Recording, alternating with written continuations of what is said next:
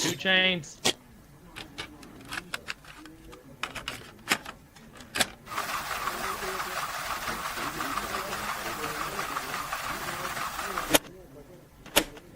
Have you seen that replay, buddy? All right, man, I'm done talking to you. You can't be done talking to me. You're right here facing me. I back. Trust me, I back. Dana! 60 G's, baby!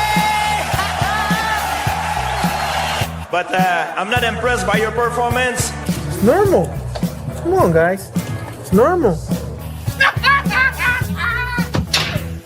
You tenho nothing. You tenho nothing.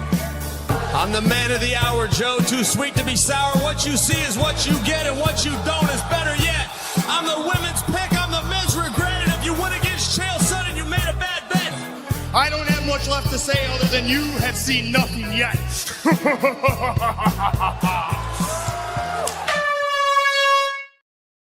What's happening, Fight Week Show fans, Fight Week Show people? Then we are back with another prediction show, and this time we're working on the UFC 320 Ankalaev Big Ank versus Poatan Alex Pereira. And joining me to break down this shit, to preview this shit, and run the predictions are my boys. I got S-Dogs MMA, I got Crossover MMA, and I got MMANomaly. But today is a special day, man, and we got S-Dogs MMA. Earth Day greetings to you, my boy. Happy birthday, more life, more blessings. And yeah, how you feeling, my bro? Bro, first of all, I appreciate you boys. Y'all were all still here during the last birthday, and y'all are still here today. So I just want to let y'all know I appreciate y'all for always dealing with me. I know sometimes I come at y'all a lot of crazy times sometimes, and y'all got to deal with it, and I am so sorry for that. But I appreciate y'all boys. I look at y'all as true older brothers. And before I get done being sappy, for real, thank y'all for everything, y'all. It's been a great journey with y'all, and seeing everyone fucking grow, son. Crossover fucking monetized. You know what I'm saying? It's crazy. What's up. It's crazy. We're back in this. We're back in the cut, Ola. We're about to make some fucking predictions, son. One more sleep, like your hat says. Shout out John Anik. All I want for my birthday is Cross to take his top off. Now let's fucking make some picks, baby. Let's go, Shama. Shama, let's go. I just learned the meaning of Shama the other day when Olin brought it up, and he showed me one or two things about that thing there. I learned something there. But before we get to Olin, Crossover, you know what I mean? You scarce around there every now and again, but we like when you pull up, man. You know what I mean? We just be talking to you about your goddamn job. Maybe you should go back to working from home, man. How you doing, man? I'm doing good, man. First off, happy birthday to Sterling. Let's go. Enjoy it, man. Nothing but blessings. Wish you nothing but the best, brother. And then shout out also, bro. I think this is like a year I've been on here with you guys, man, because I think it all started with UFC 308. Yeah. And you know, it's been a year, and man, time flies, and looking forward to chopping it up about UFC 320. Shout out to everybody in the chat. Yeah, man. Big up everybody in the chat. Big love to every single one of you that's logged in. And I come to my boy, Olin, MMANomaly, always pulling up. We've been putting some shows together lately.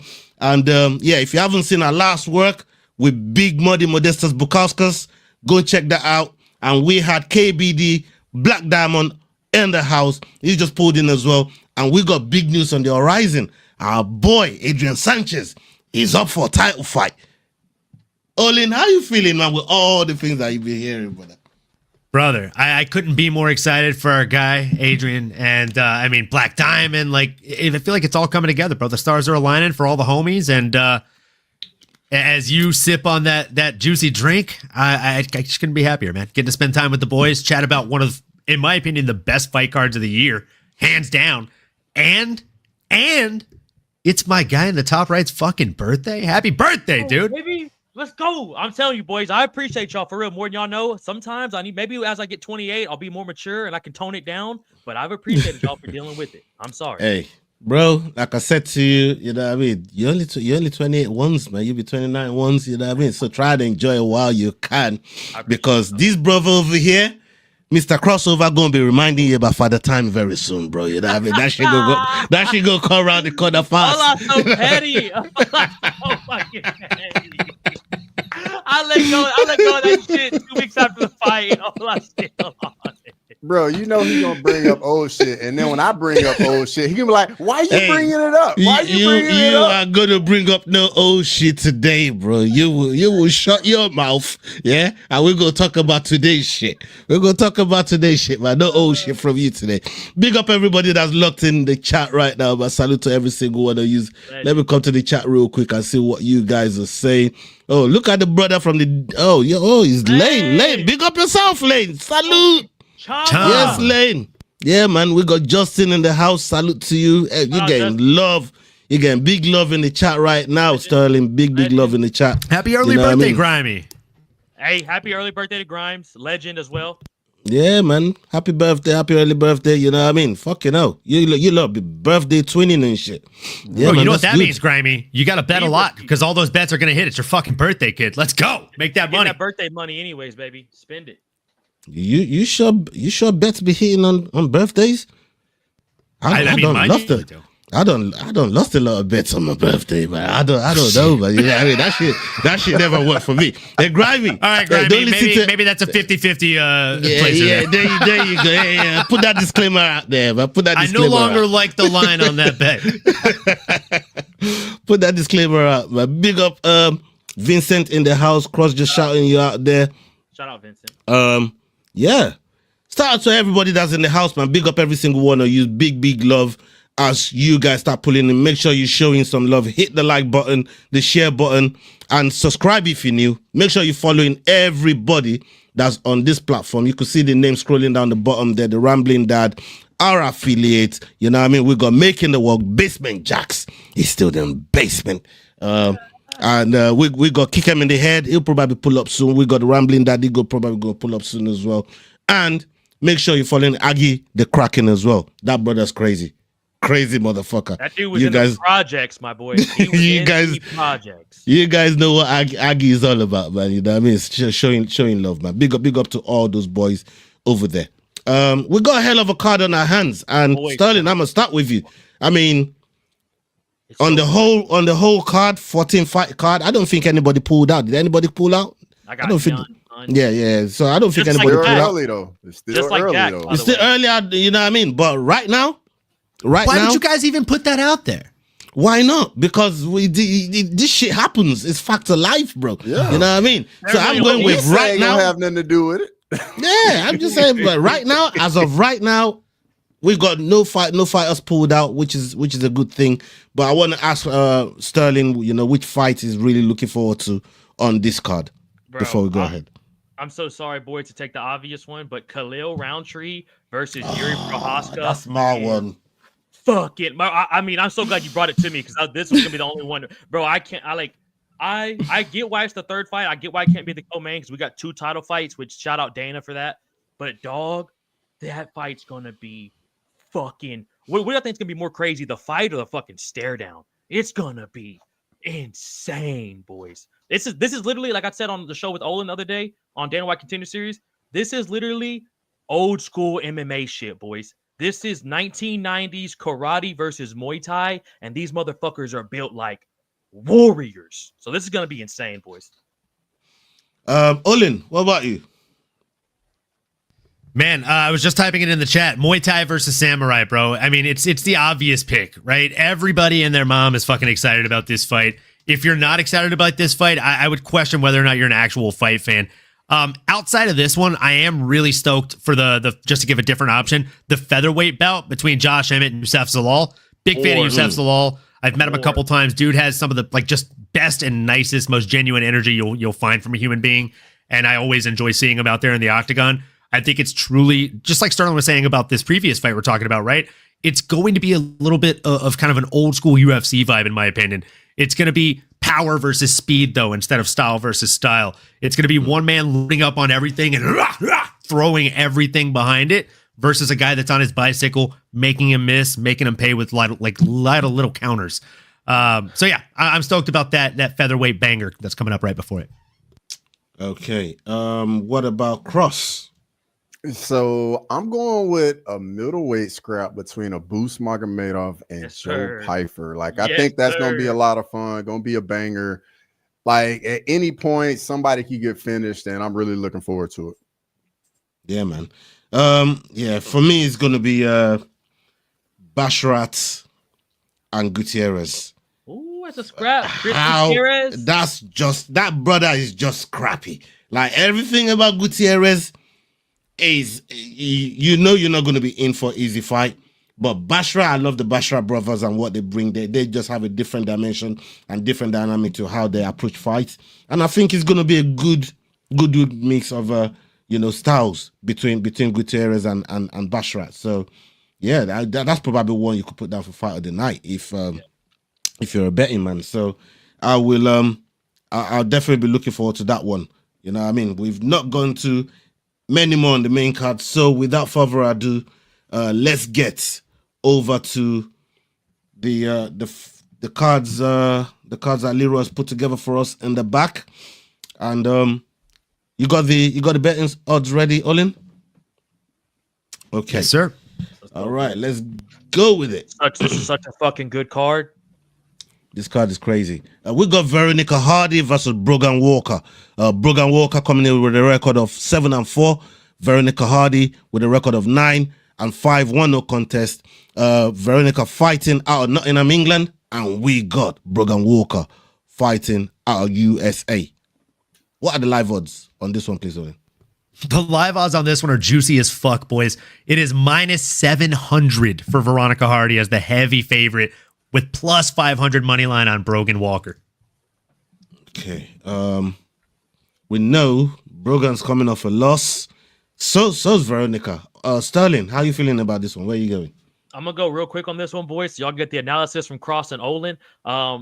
Usually I know how I am about women's MMA. We're just gonna skip right past it, but this is gonna be pretty scrappy, I think. Veronica Hardy she always puts on shows for me. Brogdon's kind of like, you never know what you're going to get out of her. It could be a boring ass fight, or she could fuck around and stand and bang. And then you're like, oh my God. So this fight could catch everyone off guard. I think it's the perfect way to start off the night. I'm going to go fucking Hardy on this one, son. And shout out Dan Hardy. Shout out Dan Hardy. You know what I mean? Nottingham is around the corner from where we are as well. So we definitely locked in with that side of the area there with Veronica Hardy and Dan Hardy. Cross, what are you saying on that? Yeah, I mean, for me, Brogan Walker, she is 0-2 in the UFC, been out of the octagon for over 2 years. Like, any type of layoff like that's never good. So give me Veronica Hardy to get it done. Olin? Man, I gotta ride the hype train here with the rest of the boys. Veronica Hardy has one of, if not the sharpest mind in mixed martial arts in her house every day in and day out. When she's not at the gym training, she's at home training her mind and her body, sharpening her skills with her husband. So, I mean, I know she's coming off of a loss herself, but I think this is a great way for her to bounce back. I think Sterling actually summed it up best when he said that Brogan Walker is the type of person where you don't know which version of her showing up, right? She could be down to stand and scrap, or she could show up and be very timid and just be kind of there to hit. With all due respect, even if she's there to scrap and throw, for somebody like Veronica Hardy, that's a very technical type fighter, she's still going to be there to hit. So I just think that Veronica Hardy is the better fighter. We haven't seen her truly fully come into fruition or into her best. She's 29 years of age, and I think a lot of us forget that. Brogan Walker's 37 years old. She's at the end of her UFC career, at the end of her MMA career for the most part. And with all due respect, Veronica Hardy is still 3 years before she hits fight prime. So give me Veronica all day here. That's why she's a -700. And that 2-year break is crazy. When Cross said that, I did not know that shit. Mm-hmm. And 100%, you're not wrong. You're not wrong about that. And the one kind of crazy part that I do have against Brogan Walker, after what everybody said as well, I mean, you don't go around losing by KO to Juliana Miller. If everybody knows Juliana Miller and follow that tough Ultimate Fighter journey, she don't knock people out. She subs people. Like, that's her game. Like, she goes to jiu-jitsu tournament. Like, her whole gym, like, a BJJ is solid. But to get knocked out she got beat by Juliana Miller, she got beat bad for the knockout too. I ain't trying to respect that, man. You know, I'm trying to say if she choked you out, I might respect it a bit more because I know what Juliana's game is all about. You know what I mean? But definitely not. She's not a knockout artist, and to get KO'd by Juliana Miller, like what do you think like Hardy's gonna do? Like you said, Olin, You know, she got one of the most brilliant minds in MMA, like just breaking shit down. If there's somebody to ever break down a tape that you want in your corner, and now that person is a husband in Dan Hardy, yeah, you know what I mean? Like, if there's any tape to be found to be broken down, Dan Hardy is gonna do that shit. So yeah, I definitely gonna be going with Veronica Hardy here. So yeah, this one's gonna be a full house. Let's get to the other one on the docket. We've got Ramiz Brahimaj versus Austin Vanderford. Austin Vanderford coming in with a record of 13-2. Ramiz Brahimaj coming in with a record of 12-5. This fight is happening in the welterweight division, and both of these guys are fighting out of the USA. What are the live odds on this one, please, Olin? Ramiz Brahimaj is coming in as a plus 240 underdog. Austin Vanderford is currently sitting as a minus 298 favorite. Pretty heavy favorite. But if you think that Austin Vanderford is going to get it done inside the distance, those current odds are sitting at plus 200. So there's a lot of juice on that. Yeah, that's what's up. Okay, Cross, how you feeling about this? Glad I'm going last. Yeah, I'm taking my first underdog right here, Ramiz Brahimaj right here. I think the submission skills is gonna be the difference. I think Vanderford will be doing his thing on the feet early in the fight, and Ramiz is eventually gonna get this fight to the ground. I think he's gonna be the better grappler and get it done on the ground. Okay, Olin, that's a bold prediction, bro. I'm not going to discredit it at all, because I think you could definitely be right. However, I do think that Vanderford has all of the talent that he needs to go out here and win, and he's coming in there with a 2-inch reach advantage, and they stand the same exact height. So that reach advantage is going to mean everything for him, especially the way that he goes out there and strikes. He has 5 wins by KO/TKO, 3 wins by submission, no slouch on the ground. Most recently, obviously, we've seen him in there against Victor Romero and Nikolai Varetnikov, who's also fighting this weekend. We'll talk about him in a little bit, but he got the finish over both of those guys, and he took 3 rounds to do it over both, right? So round 2 for one of them, round 1 for the other one. I think he probably is going to go out here and get it done inside of the first 2 rounds, if I had to guess. And, I mean, candidly speaking, I think that plus 200 line is pretty fucking juicy on taking him inside the distance. I might have to sprinkle a little bit on that one myself. Ola, what are you thinking on this one? Yeah, I hear you, and I hear all the things you said about Austin Vanderford, but that also applies to Ramiz Brahimaj. And Brahim is coming with a submission win, right? He's coming back with a submission win and the KO before that. So when it comes to knockout, he can do it against Mick Gore, which, you know, he's not out of the UFC now. And it's the same level of opposition if you want to look at it when you look at the 2 wins that Austin Vanderford is really coming from. The only thing he has in the advantage is the reach, like you said. But I think Brahimaj can work his way, and he's pretty skillful. He's been around for a minute. Austin Vanderford and Paige Van Zandt, you know, they be doing some extra shit to get money. I ain't hating it. I ain't hating it. You know what I mean? I'm not hating on it. You know, I'm trying to say. I'm just saying it's time consuming for your gym time. You know, I'm trying to say when you're trying to do those things while Brahimaj is in the gym the whole time, just training for this fight. For me, for my money, as an underdog, give me Brahimaj. You know, I'm so happy I went last, because I thought I was gonna be the only one to go with Brahimaj. I was like, bro, I'm gonna pick this dude, and they're gonna go, why the fuck did you pick Brahimaj? And I was like, bro, I think what y'all said, Austin Vanderford's had 2 not tailor-made fights from in the UFC, but winnable fights. The second one was a bit crazy too, like the way it ended as well. But I mean, the guys he fought, I could see fighting a Bellator. You know what I'm saying? Brahimaj, bro, is a fucking beast. I could see him fighting a Bellator as well, dog. But he's been in the UFC for so long, and I think he just has more experience, bro. And I thought I was gonna be the only one going with it. So I'm glad you boys win as well, and that's not a bad underdog pick for y'all's contest. Definitely not. All right, let's go on to the next one here.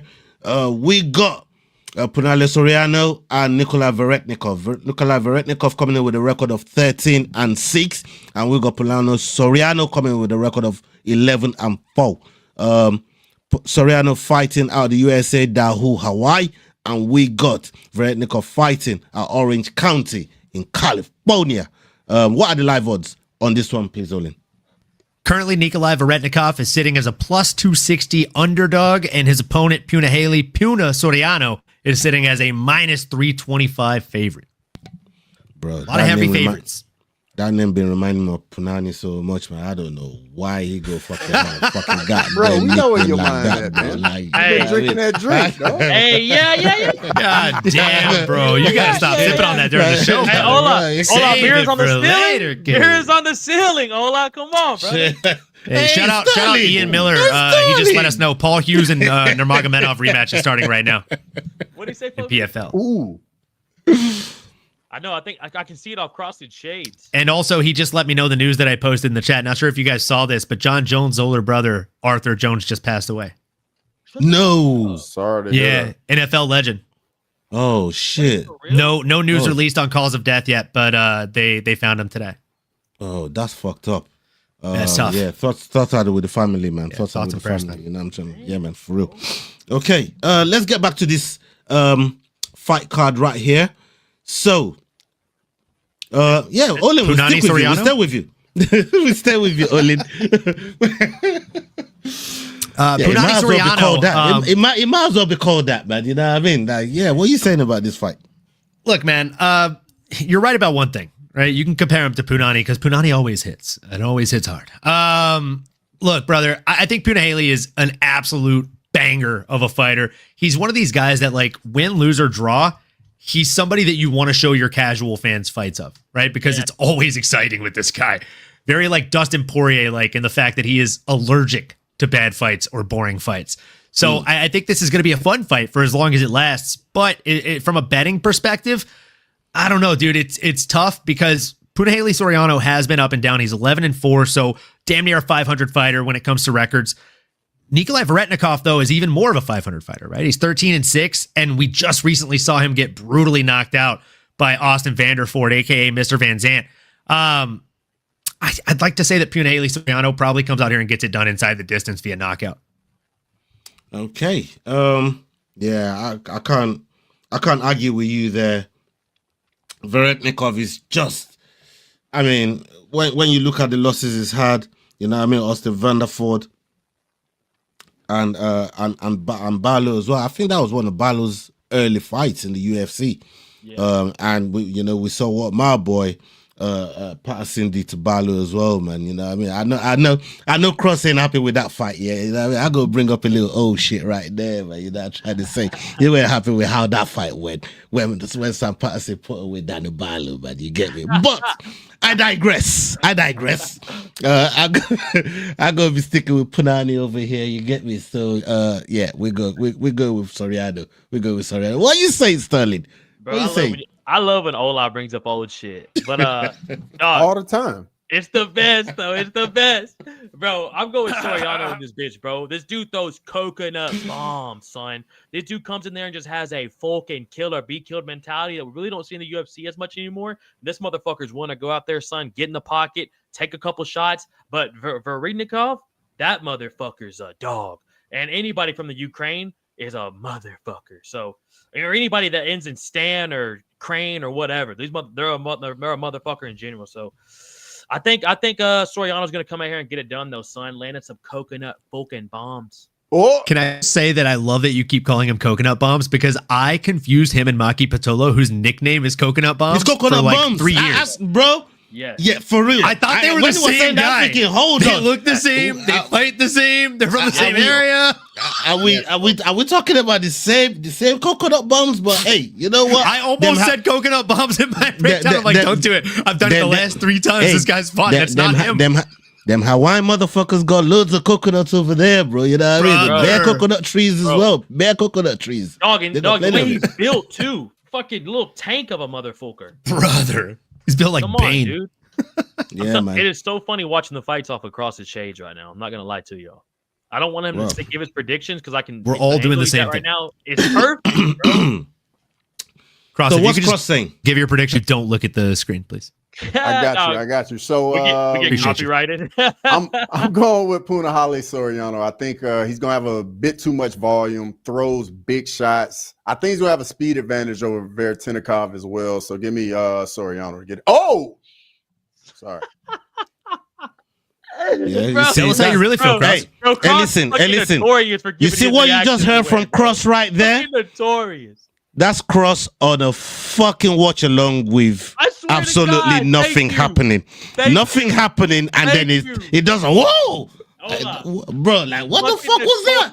Cross What would the be fuck was that for? Bro, Cross would be like, hey, I ain't gonna say nothing for y'all. Like, we're a minute behind this motherfucker. And then we're 3 times before we see the one punch. He's like, Oh, it's all over. yeah, we'll see the knockout. When Charles got slapped, I knew he got slapped. It is horrible to deal with on the fucking watch along, man. Crosby going nuts over fucking a fucking straight jab or some bullshit. Like his version of not giving away the outcome of a fight is if he knows you're all going for Charles Oliveira in that fight, he's like, oh, bro. Damn, sorry, boys. Hold it.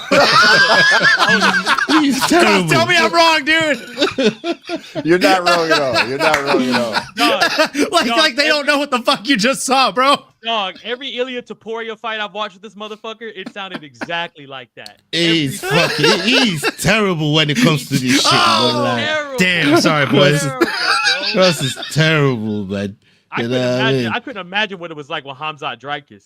Hey, listen, imagine this brother drove Leroy up the fucking wall on one fucking watch along. It was bad. Leroy got a fucking. Leroy was losing it. He was losing it. I was fucking having fun just watching Leroy lose it, bro. Because I was ahead of it. I was ahead of y'all, anyways. You know what I mean? I was keeping it together, but the way he was going on and winding Leroy up, because Leroy was way behind. And he was freaking too. So Leroy was drunk. Leroy was like, "Shut the fuck up, blood." Hey, and as soon as Oliveira got knocked out, he just booted me off the screen. I mean, you earned it. Hey, Cross man. Hey, but what's so funny, dog? Cross didn't come back for 5 minutes and then came back to "I told y'all." Like he was fucking. Yup, you already know. He's terrible. Like he's terrible, bro. The Cross is terrible, man. But we love him for it. We absolutely love him for it, man. You know what I mean? Okay, we got full out on the Punani fight. Let's get on to the next one on the docket. And we got our boy, Patchy Mix. Patchy Mix, let me just get this comment off the screen. Bear with me 1 second. What the fuck is going on here? God damn it. There we go. The stream's gonna crash. No, slow down. McDane's not here to end it.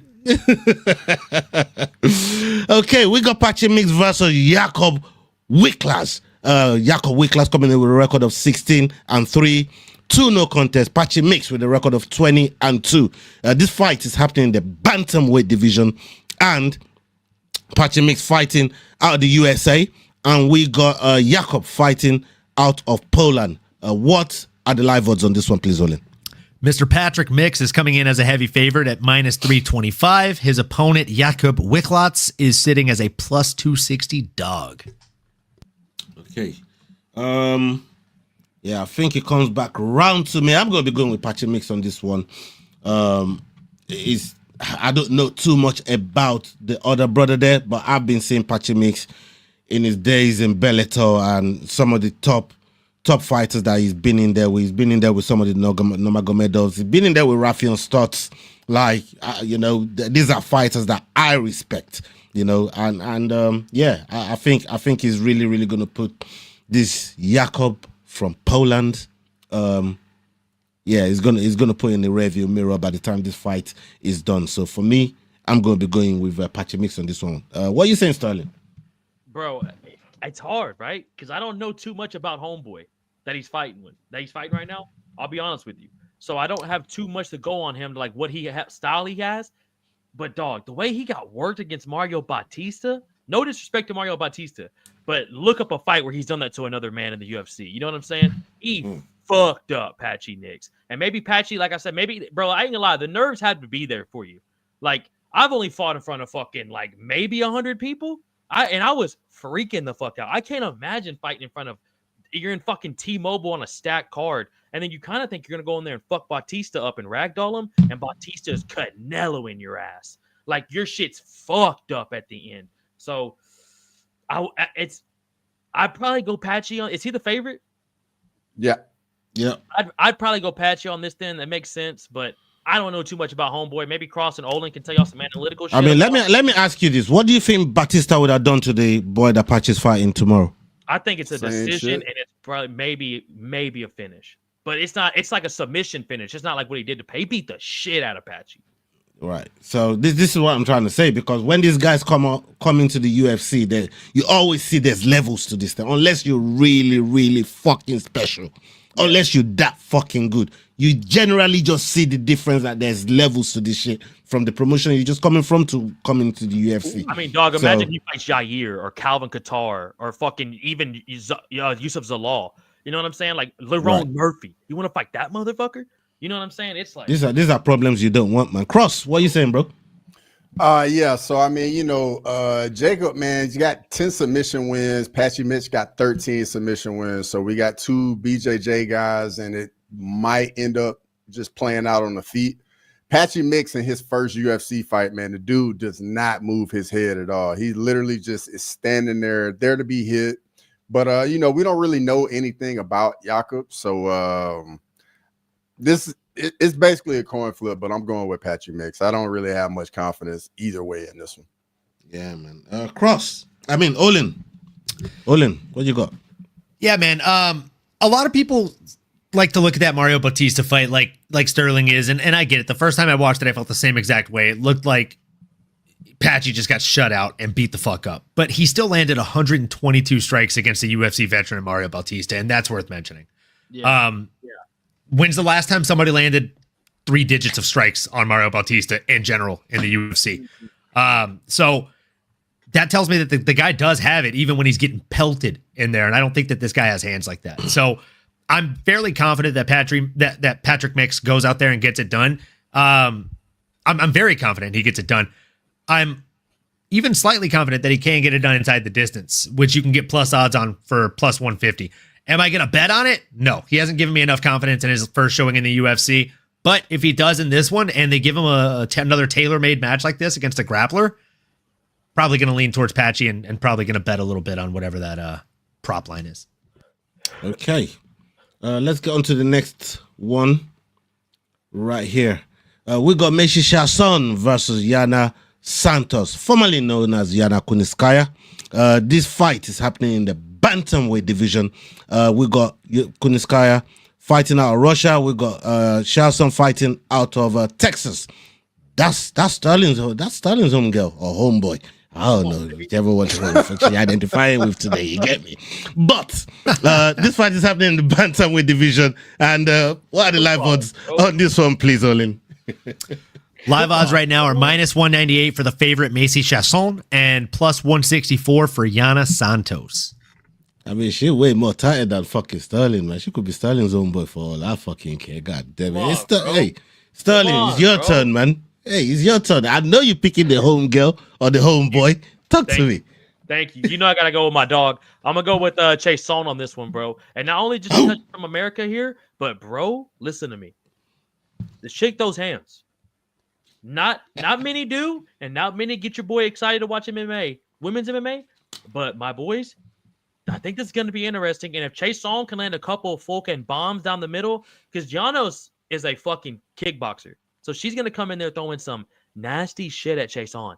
So I think for the most part, this is going to be on the feet. And if my girl can land a couple fucking big shots, I think she can get the job done. She has nasty fucking boxing. I'm going to go with America on this one. I could already assume who Cross is going to pick, but let's let him talk. Yo, so how come your homegirl's missing weight and shit, man? We just heard in the chat that she's missing weight. Hey, dog. Hey, it could be let's call you out on it. If you're gonna claim Messi Chasson, claim all of her. If you're gonna claim Messi Chasson, claim all of her. Hang on. We ain't letting you off the hook on your birthday. Ready? Y'all ready? Where you think you at, dog? It could be that time of the month. Oh, dog, no way. It could be that time of the month, and weight cut gets a little bit harder, boys. I'm just being honest with y'all. Sterling speaking from experience right now. Sterling was like, look, guys, look, I don't always miss weight, but the one time I did, it was also that time of the month for me, you guys. Hey, Cross, walked right into it. Like what do you got for that, man? Like what can you say? What do you got for something like that, bro? Like, God. Yeah. So I'm saying do your job. That's what I say. This is what I got for me. Yana Santos, for me, in her last 2 fights, I thought she looked the best she's looked in the UFC after having the kid. You know, she's a bit more, bit more. Wait. Hold on, please. Osterberries, who released you out of prison, bro? Who said you could get out of Belao jail? Oh my God, bro! Like, no. We're not gonna let that shit slide. Yeah, you need to go fix that shit. Get back in jail. Put your I love Belao profile back on, and then come wish Sterling a happy birthday. Let's go. That's what Sterling wants to see. Yeah. Hey, it's either that or Cross takes his top off, and he hadn't taken his top off yet. So just because I ain't got nothing to do with it. I'm not in that. Hey, Osterberries. You're not gonna give the boy the one thing he wants for his birthday? Come on, Cross. That's mean, bro. Hey, listen. Absolutely not. Osterberries, man. Just because you look like you've been sent to Dagestan 3 years and forget, don't mean you can rock up here on this Holloway fucking profile. We need to see the Belao thing, yeah? Yeah, you need to go put I love Belao profile back on your fucking handle, blood. You know what I mean? You're not out of jail. You're not out of jail to December, man. You know what I mean? You're not out of jail to December, bro. Come on, dog. You know what I mean? You might. Yeah, that's what I'm saying. Cross, sorry. Before Osterberries rudely interrupted your conversation. I didn't. Osterberries did. I'm blaming him. You know? all good, no worries. So like I was saying, like Santos in her last 2 fights definitely looked the best she's looked in the UFC, in my opinion, but she does have a big hole in her game where when she gets taken down, she can get control. And Macy Chasson averages 2 takedowns per 15 minutes. So I think Chasson's gonna find a way to take her down, control her, and get it done. Okay. What about you, Olin? So I agree with you, Cross. Yana Santos has looked a lot better since having a child, right? In those last 2 fights, notably against Miesha Tate and Chelsea Chandler. Miesha Tate, as we all know, had 1 foot out the door, probably should have had both feet out the door before that fight took place. And Chelsea Chandler, if you remember that name, is the chick that ran from Norma Dumont in one of the funniest pictures in all of women's MMA. So I don't really hold a lot of stake in those wins so much as the fights, even the losses that Macy Chasson has had in recent years, like losing to Raquel Pennington, Irene Aldana, and Kellen Vieira is not terrible news. She also has a win over Norma Dumont, Pani Kinzad, and Mayra Bueno Selva. I mean, obviously the most notable win there is over Norma Dumont. She got the split decision win over her. Very close bout. If she can get a split decision win over Norma Dumont, she can damn sure do the same over Yana Santos. I'd like to think that this is probably going to be one of the first decisions of the night, and I'm going with Macy Chasson. Yeah, man. This one's going to be a full house, man. This one's going to be a full house. I can't see any other way. I mean, Yana just coming off a win against Miesha Tate. But Miesha Tate, you know what I mean? That's a Miesha Tate after 2-3 years out of the cage, man. You know what I mean? So I'm not going to really put that much stock in that. But with someone like a Macy Chasson, she's always busy. She's always active. Yes, she's missed weight. But for the purposes of the pick, yeah, I will be picking Macy Chasson on this one. I mean, she did rise to contendership at one point, but then that liver kick that she had, I can't remember who delivered that liver kick. I think since that time, Irene Aldana, I think that's the one. Yeah. What a call, son! Yeah, man. So what a call! That liver kick kind of fucked things up. But yeah, that's. I'm gonna go with Macy Chasson though, for the purposes of the pick. All right, let's go on to the next one on the docket. We've got Daniel Santos versus Ju Sang-yu. Ju Sang-yu coming in with a record of 9-0. Daniel Santos with a record of 12-2. This fight is happening in the featherweight division, and we got Santos fighting out of Brazil and Sang-yu fighting out of South Korea. What are the live odds on this one, please, Olin? Daniel Santos is a -155 favorite. Ju Sang-yu is a +130 underdog. Zombie Jr. That's how this fight should be. That's perfect. Okay. Olin, I think you're next. Or did I think it's Cross. I think it's Cross. Yeah, Cross. All right, yeah, Cross. I'm actually kind of surprised with these odds, man. I really like Jusang Yu. I don't know if you guys saw his last fight. Beautiful left hook KO, beautiful KO, devastating power. As we know, Daniel Santos coming into this fight couldn't really make weight. They're fighting it at a catch weight. Don't really like that. Yeah, give me Jusang Yu. I think he gets it done, and we're gonna get another guy out of South Korea that the country can get behind. 100%. What about you, Olin? Yeah, I definitely watched this guy's last fight, all 28 seconds of it. Just nasty technical striking. He only needed to land 6 strikes. He only needed to attempt to land 8, and that's all she wrote. This guy is like a young version of Korean Zombie, but much stronger. I mean, he's the second coming. He's training with the right people. He's surrounded by former champions and world breakers. And look, I get it. He's coming in against actual UFC opposition in this against Daniel Santos, the far more veteran fighter. He's got a lot more fights. He's got more wins. But I think there's something special about Jusang Yu. I think we're going to see it all again on Saturday. And if he's able to come out here and blast through somebody like a Daniel Santos, the way in which he did his last opponent, Njika Sodige, I think he's going to be someone that everyone will be paying a lot closer attention to moving forward. Yeah, I mean, for me, you know how I feel about gyms and when they get on the skid. Like, Chukebox ain't really be doing it like that, man. I'm trying to say Chukebox ain't really be doing it like that. I've been getting on the fighting nerds. I've been getting on their neck. I'm trying to say, you know what I'm like, man. I've been getting on CIT. I get on their neck, bro. You know what I mean? I don't let these gyms off, especially when they got an array of fighters that's representing them. And, we see what just happened to Do Bronx. And all of a sudden, we got Santos over here right now looking to fight a fucking phenomenal fighter in Zhu. And for me, as an underdog, you gotta look at Zhu. I mean, it's a nice dog to pick. It's probably a very decent dog of the week as well, but which I'm gonna be looking to apply later. I've not made a definitive one yet, but it's definitely in contention for dog of the week. So yeah, I'm definitely going to be looking to go with you on this one, man, as well. I don't know what Sterling thinks. What are you saying, Sterling? Bro, full house. Y'all boys fucking nailed it. Y'all pretty much summed it up perfectly, dog. Juice just a motherfucker, son. And it's y'all always go to the undefeated fighters this year, dog. But I think homeboy's gonna go 10-0. And this is some nice underdog money right here. But Dos Santos is a motherfucker as well. So it's gonna be a fun fight. I think it's a good pick 'em. I'm gonna go with you though, brother. Go with you. All right. Let's go on to the next one. We got this one, one of my favorite fights on the card. We got Farid Basra versus Chris Gutierrez. This fight is happening in the bantamweight division, and we got Chris Gutierrez coming in with a record of 22-5, 2 no contest, and Farid Basra with a record of 13-0. Basra fighting out of Nevada, USA, and we got Chris Gutierrez fighting out of Factory Muay Thai in Denver, Colorado. What are the live odds on this one, please, Olin? Chris Gutierrez, the veteran, is plus 370. The up-and-comer for Farid Basra is currently sitting as a minus 485 favorite. Okay. Olin, then it's you next.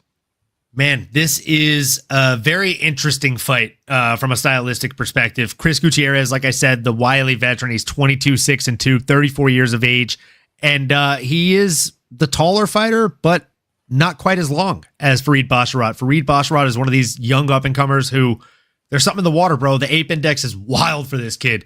He has a significant reach advantage, and unfortunately for his opposition, Farid knows how to use it, man. Like, he's really slick out there on the feet. The way in which he navigates, cuts off angles, the guy's really able to put it all together from what I've seen. It's the reason he's 13-0. I like El Guapo a lot. I just am not confident that he's going to be able to go out here and defeat the opposition. We've seen him come out here and struggle in the past against people like Song Yadong, Pedro Munoz, and Hayoni Barcelos. And I really think that Farid Basra is realistically better than all of those guys. I think the only one of those guys that might be able to hand this kid a loss is Song Yadong. So give me Farid Basra and give me him confidently. Am I betting on this one? Fuck no. Minus 485 is awful odds. Yeah, it's definitely awful. But yeah, I can't look past Bashrat in this one. But the reason I love this fight so much, pardon me, the reason I love this fight so much is the competitiveness that comes with Chris Gutierrez. Gutierrez never makes any fight easy for anyone. You know what I mean? You might get the win, but he's gonna make you earn that win. And you know, sometimes Bashrat looks like he's just shit is just made easy for him. You know, he makes fight looks easy. That's what he does. He just goes in there and make it look easy. And I think Gutierrez is gonna give him a good run for his money, even though he's gonna get the win. But I think he's gonna get a good scrap. We're gonna get a good scrap out of this. I actually like the stylistic matchup between these two guys. That's what's gonna make it a scrap, in my opinion. And yeah, that's why I'm gonna be going for this fight to be fight of the night, and I'm going to be going with Farid Bashrat to take the win. Alhamdulillah. What are you saying, Star? Fight of the night is a good shout, bro. Threw you boy under the bus that quick, huh? You talking about frame under the? What are you talking about? Frame under the bus? Under the bus so quick, bro. Like, you thought we was just gonna miss that? Hey, I like me some Chris Gutierrez. Under the bus he goes, man. You ain't loyal, man. Thank you. I was never loyal to Gutierrez, bro. Like, hey, listen, when I get behind the wheel of my shit and I turn that engine on, bro, like anyone can get it, really. You know what I mean? Like, you know, anyone can really get it. I already gave Gutierrez the prize of fight of the night. What do you want from me, bro? Like, is that a picture of you in the driver's seat on that bus? Is that a picture of you there in the driver's seat, like behind it a little bit? Is that a picture? Do you want to get under the bus to find out? I'm not worried about the bus, dog. I ain't worried. I know I ain't going under the bus, dog. Oh shit! Yeah, what are you saying? What are you saying? I'm glad you brought that up though, because part of me was about to say, "Ola, I'm a little disappointed in you. I thought somebody was gonna go with Chris Gutierrez with me on this, and I thought it was gonna be you at least." But I'm going with my boy, dog. I think it's gonna. Basharat's a motherfucker. But homie, like you just said, name a boring Chris Gutierrez fight, son. And if he can get dog, it just takes 3 to 4 heavy leg kicks from Chris Gutierrez, son. And then Basharat and his fucking flashy style, homeboy, shut that shit down. And then you think you're gonna knock out Chris with one punch? Brother, he's Mexican. Name a Mexican that's got knocked out with one punch. It doesn't happen. It's not in their physiological DNA. It's not in their soul system of their ancestors, son. You know what I'm saying? So I'm gonna go with Folk and Chris Gutierrez on this. I think I'm gonna be the only one to do it. Cross, I don't know why you're I don't know what you're doing over there, but listen, Chris Gutierrez is gonna get the job done. Viva Mexico, son. Alhamdulillah, and then fucking shout out Texas. Bro, I'm letting you cook, dog. Did you say solar system? Did you say solar system? Did you hear that shit? Did you? Yeah, I heard solar system. I did hear that. But this guy says Alhamdulillah in the most weirdest way, bro. What do you mean? Bro, that shit, the whole religion. That shit makes you fucking want to fucking puke up. At the same time, give this man a slap both sides of the face to wake him the fuck up. Dog. You know what I mean? Like, come on, dog. You know what I mean? No. If you're gonna say Alhamdulillah, you have to put that Alhamdulillah. You have to say prop, like, you know what I mean? Like, cause it's your birthday, I'm gonna give you a little pass, but you're gonna start coming correct when you come up with this Alhamdulillah business. Alhamdulillah. Cross, what you got for us, brother? Yeah, like I'm looking forward to this. Chris Gutierrez, one of the best leg kickers in the UFC, with from both sides, from either stance, inside, outside. I think Basharat, if he doesn't have a plan to dealing with the leg kicks early, they can definitely like get to him and slow him down. He won't be able to move as much, but I think he's going to be a bit more active, because for me, Gutierrez fights off the back foot a bit too much. And then on top of it, Basharat does have that wrestling in his back pocket, can get the takedowns, control Gutierrez. We've seen Gutierrez just accept positions on his back. So give me fair, Basharat. I mean, that fucking comment there from Leandro, bro. Viva Mexico, Alhamdulillah, and shout out to Texas, all in one sentence. That is just incredible. Fucking crazy. That's crazy work. Like, bro, stop it. Get some help. One of those. You know what I mean? Like, Brother. bro. And then the way he says Alhamdulillah, like I typed it out in the next comment. Alhamdulillah. That, like, why? Why do you do it like that? Alhamdulillah. Is that not what he says? That's what he says. That's why. That's why it makes you want to puke, bro. And then slap him, bro. Like, what is that, bro? Like, calm down, slow down. Ooh, that's what I hear. Bro. That shit right there. It's the Holy Spirit, dog. It takes me over. I start speaking in tongues. The Holy Spirit. Holy Spirit. Religion. You can't talk the Holy Spirit and Alhamdulillah in one fucking. Come on, not Alhamdulillah. Like, what are you talking about, Sterling? What are you doing, man? That's blasphemy, dog. That's not the same. Astaghfirullah. That's blasphemy, dog. Alhamdulillah. That's not the same, bro. Man. Yeah, that's they're two very different religions, big dog. Come on, dog. Come on, bro. Like, Stanley, you getting out of control now, bro. It's your birthday, but you can't get a pass with that. Come on. You getting out of control now, man. You know what I mean? This ain't Bash gonna control you. You getting out of fucking control, man. You know what I mean? I'll stop Leandro's fucking comment is incredible, bro. Newspaper, Texas man, MMA YouTuber, barred entry to Riyadh. Breaking news. Mm-hmm. Bro, I'm just trying to bring this community together. Sound like a cookout, dog. No. That shit don't run like that. It don't run like that, brother. Dog. It don't run like that. You know what I mean? Get a public execution, bro. Come on. Nah, he ain't trolling either. That's the worst part of it. Like, that's the worst part. He means everything he's saying. Trust me, we live with this guy 24/7, man. Trust this man is like Conor McGregor. If he says it, he wholeheartedly believes it. He's not fucking playing. He's not trolling. He's not doing any of that shit. You know what I mean? Like, we wish he was sometimes. Yeah, exactly. That's why we're correcting him. How we're correcting him, because we know he really be meaning that shit. That guy crazy. That guy crazy, man. He said he was possessed by the Holy Spirit to say Alhamdulillah. Oh God, that's nasty. Yeah, that's blasphemy, man. That's blasphemy. Yeah, don't do that, bro. Don't do that. You know what I mean? Anyways, let's go on to the next one on the docket. We got Edmund Shabazian versus Andre Muniz. Andre Muniz coming in with a record of 24-7. Edmund Shabazian coming in with a record of 15-5. This fight is happening in the middleweight division, people, and both of these fighters are coming with one win, one loss on their record. We got Edmund fighting out of the USA, and we got Andre Muniz fighting out of Brazil. Did you say one win? Did you say one win? No. I said coming into the fight. One of them got a win coming into the fight, and one of them got a loss coming into the fight. In terms of the last fight. That's what I understood. That's what I meant to say. Give me a goddamn break. Let us move on. Olin, what are the live odds on this one? No, Olin. Let's get to the live odds. They are 1-1 in their last two. That's a fact. All right, okay, so let's get to this. I'm just going by what I saw on the screen, bro. I'm just going by what I saw on the fucking screen. I'm trying to help, bro. Hey, Leroy fucked me up. Look at this. Yeah. What's this?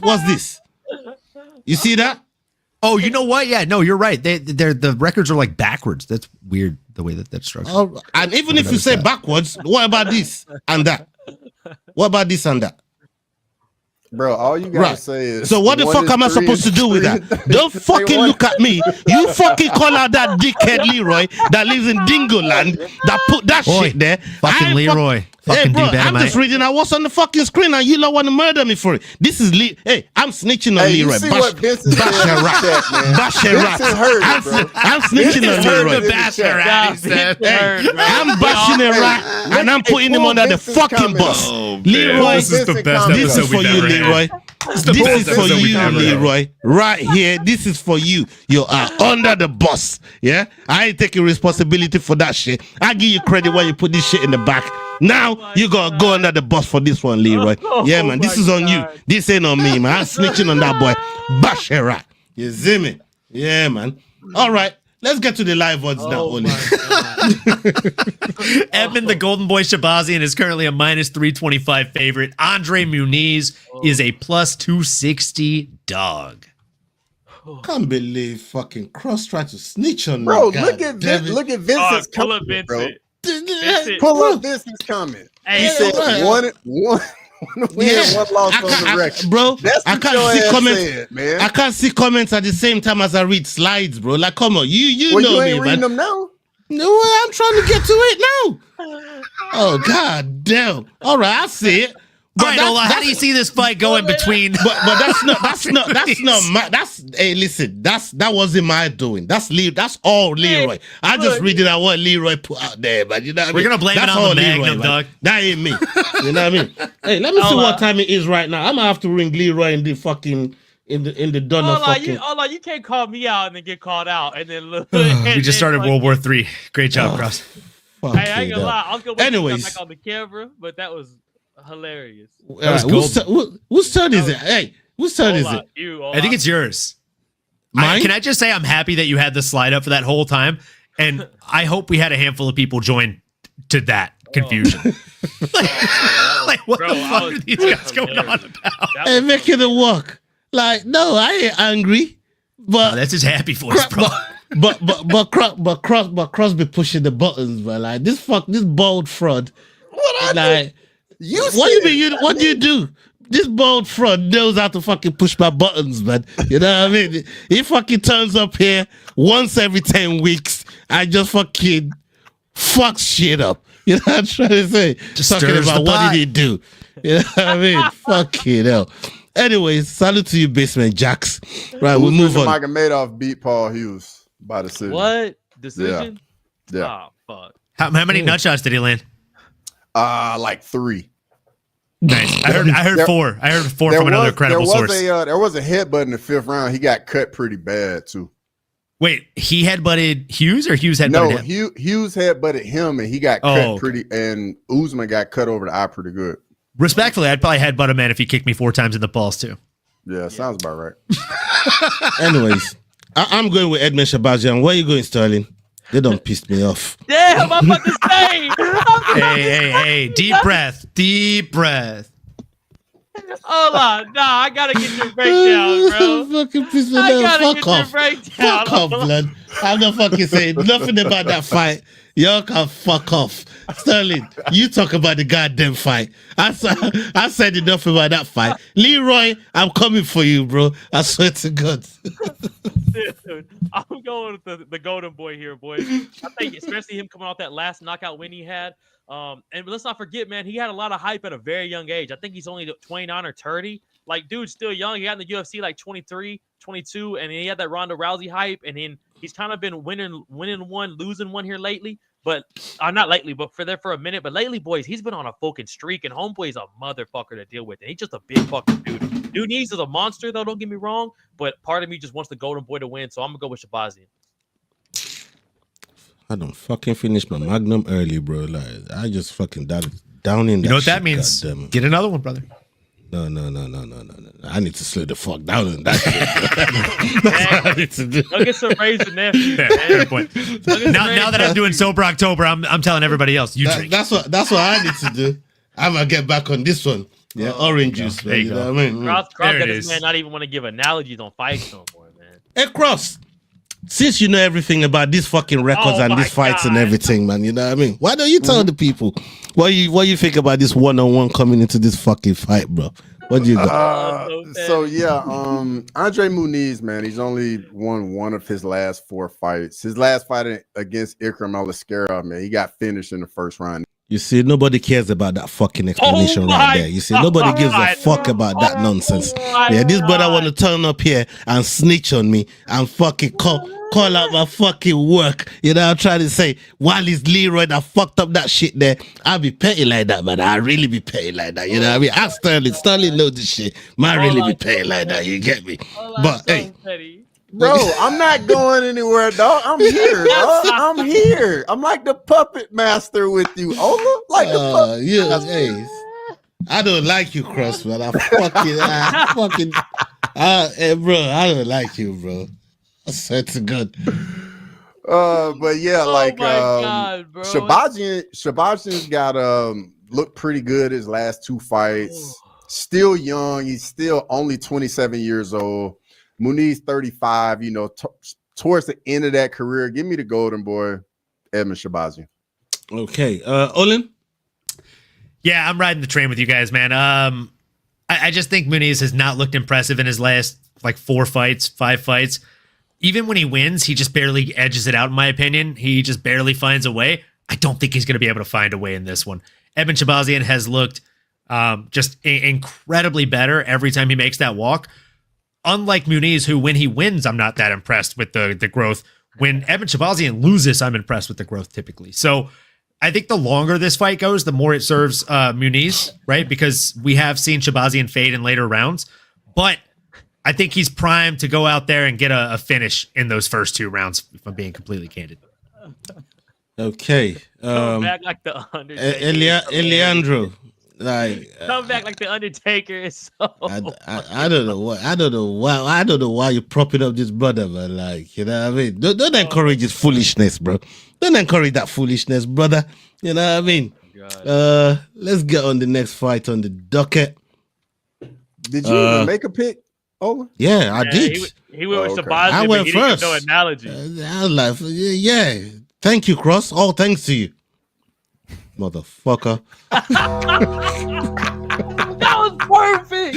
Oh my god, that was fucking perfect. I added that right after we saw that comment coming. Somebody please clip that, please. Down with the quickness, baby. Oh my god, that was perfect. We got Atiba Gutierrez versus Tristan Vines. Tristan Vines coming in with a record of 10-3, and we got Atiba Gutierrez coming in with a record of 8-1. I swear that I'm fucking worried about reading these slides now after Leroy done did me there. Yeah, you should. Don't worry, these guys are both 1-1 in their professional careers. I'm fucking worried about reading these fucking slides now. Leroy, what the fuck have you done? Atiba Gutierrez fighting out of Cameroon, and we got Tristan Vines fighting out of the USA. This fight is happening in the middleweight division. What are the live odds on this one, please, Olin? I mean, you don't even want me to read these slides, Fox. Bro, I think I'm making them up. Read the slides, bro. You know what I mean? The live odds are like something from Looney Tunes, brother. Atiba Gutierrez is minus 1,650, and his opponent is plus 950. Yeah, Bet Online got him as minus 1,700. Yeah, this is crazy. 1,700? Yeah, minus 1,700. Like to put that into perspective, boys, if you put $50 on Tristan Vines and he somehow gets it done, money line, right? Like not a prop bet, you make 525 back. That is insane. That's madness. That's madness. Hey, that's insane. That's because they know that ain't gonna happen. So Sterling just gonna come right to you and let's Still go. disrespectful, even if it's true. Look, boys, I'm gonna figure out the raw shit. I'm gonna leave that up to these 3 boys to give y'all some analogy and some fucking stats. This is the odds makers aren't on crack. This is fucking exactly what they should be doing. Manny Ngannou is gonna come in here. Gutierrez is gonna come in here and throw fucking African hammers. This dude's a fucking monster, son. This dude's physique is absolutely fucking crazy. I have no idea how he makes 185. This dude's just a motherfucker, son. He's going to come in here literally swinging like the fucking Hulk. This shit, to me, is going to look like Ngannou versus Rosenstruck during the COVID days. So I'm going to go fucking Manny Ngannou on this one, son. What are you saying, Cross? Yeah, everybody's piling in. It's probably going to, everybody's loving Atiba Gutierrez in this one. But, hey, I'm from Alabama. Tristan Vines from Alabama, bro. I give 0 fucks, man. 0 fucks. I'm going Tristan Vines to get KO in the first round. Whoa, that was cool. Hey, I feel like we never hear cross cuss. So when I do, I'm like, listen. Shit. That Bama fucking ganja hits different, bro. Like that Bama ganja hit. That Bama ganja must be hitting different, man. You know what I mean? Hey, Olin, what you saying? How you feeling about this fight? You agree with Cross? Brother, I mean, you must be smoking something better than that Reggie Bush if that's your take on the fight. Because dog, and I don't get this because Cross don't rock with no Americans. I said Vines gets knocked out in the first round. I think y'all missed it, bro. I think I thought you said Vines. I thought you said you were going with him. That's what I thought. Nah, that was the whole point to let y'all think that, and then in the last be like, just he's gonna speak get English knocked out then, in bro. The first. Yeah, brother, just tell us how you feel. Lead with your real true intent, bro. English, man. You over there speaking that proper That was English. that was some Southern English, bro. That was some Southern directions. If you hit the barn, you've gone too far. Exactly. Bro, in my head too, I was like, bro, Cross never picks American fighters, but he's gonna pick somebody from Bama like this right now. Bro, and he said to get the knockout, and I'm thinking, I was what? like, What? I had so much respect for you, and then after that Bama rant, some of it just disappeared. I was like, this dude's brainwashed. They don't got him. I was like, they don't got him in Bama. They done got him. Man, they done got our boy. Get him back to fucking Texas, man. You know what I mean? Sharpish. You know what I'm saying? Get him back over there. But Olin, what you got? Look, bro, I'm gonna bust out the Jean-Paul Gaultier fucking cologne in support of Atiba Gauthier. This motherfucker's a killer. He is a little Ngannou, as people have said. Like, I see the comparison. The comparison is, you know, both these guys are terrifying. They both have one-shot knockout power, and they both look like they were torn right out of an action figure box. Like, I don't know how he makes the weight. I'm happy he does. He doesn't miss weight. He didn't today. I genuinely feel like the man standing across from him in Tristan Vines is a lamb to the slaughter. They needed someone to step in on short notice to face this guy. We know he was originally supposed to face Ozzy Diaz, but if I'm being honest, I don't know that the Ozzy Diaz fight would have gotten much different, right? Ozzy probably would have gotten his shit rocked too. So give me Atiba Gauthier, who had a full camp, against the guy who had a week to train for this. Okay, yeah, for me, I mean, everybody knows Robert Valentin. I mean, if you don't know about him, go check out his Ultimate Fighter journey. This guy is a crazy motherfucker. Brutal. Valhalla business is blood for blood. He comes in there and just causes a whole heap of damage. And he is a fucking team player as well. It's one of the things I love about Robert Valentin. But he goes in there with somebody like Atiba Gauthier and gets absolutely destroyed, gets put away in the most violent way. And I don't know who this Bama brother is, but for the crimes that fucking this bald fraud is committed on the show tonight, bro, I want Atiba Gauthier, my African brother, to catch a Bama body. We're going with Atiba Gauthier, brethren. Bro, the hate is real tonight, dog. The hate is real. We wanted to catch a Bama body, bro. I mean, come on, dog. And hey, Cross is already down for the fucking body to get caught. He's already down. I just didn't hear the English the first time. I heard it the second time. So Cross is ready for it. He's put the shades on for the funeral. He gonna put a suit on for the funeral too. You know what I mean? When we do the watch along tomorrow, we're gonna see the procession of how this shit gonna go. So you better come prepared, man. Make sure you fucking dress for the occasion, brother. You know, I try to say because Atiba Gauthier is gonna put that boy in the fucking ground in Bama over there. Inshallah, he's gonna smash your boy. He's gonna smash your boy. Bro, I don't disagree. Don't say it, Sterling. Alhamdulillah. Yeah. I love this comment from Vincent. Atiba is also a crazy cat lover as well. It's weird. He's so soft outside the ring. I love it, bro. I have cats myself. Big cat dad. One of them sleeping right next to me right now. So, dude, big fan of Atiba. Yeah, man. Big up everybody that's been locked in the chat with us today. I'm about to pass out, bro. What is wrong with you right now? Are you on a Capri Sun deficit? Get this man some sugar. No, between these two dudes, bro. Like, I'm like, my face is hurting, hey, bro. Crossover here is a one championship connoisseur. And I know Sterling and Olin dabbles as well. You got anything for Vincent? I'll be honest with you, Vincent. There's so much happening this weekend, dog. BKFC, UFC, boxing, PFL. I didn't even know one championship was doing anything, Vincent. So you might like I'm just we're just lucky to be catching PFL off of fucking Cross's sunglasses, bro. Like, you know, I tried to say, yeah, but he's one of those. He's one of those. But salute to you, Vincent. Thank you very much for pulling up. That co-main event and the main event of the one card is going to be absolute fire. Ong Lun Sung and Sebastian Kadestam is going to be fireworks. Sebastian's fighting out of Sweden. Ong Lun Sung is fighting out of Myanmar. Dude is a fucking beast. I think Ong is probably going to get it done. And then after that, in the main event, they have Prajanchai PK Sanchai. That Joshua Vance right. Training partner. That's his bud. Houston, Texas. Yep. And then Prajanchai PK Sanchai is coming in against Jonathan DiBella.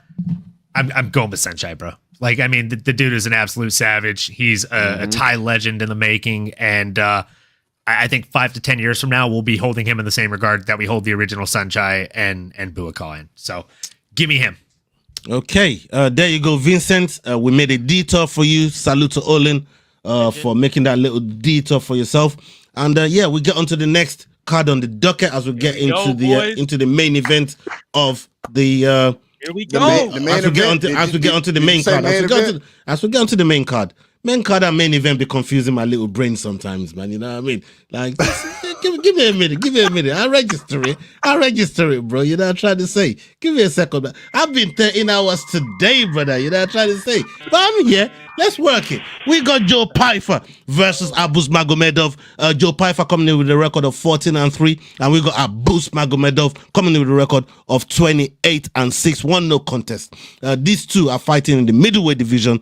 We got Magomedov fighting out of Germany and Pyfer fighting out of Pennsylvania. What are the live odds on this one, please, Olin?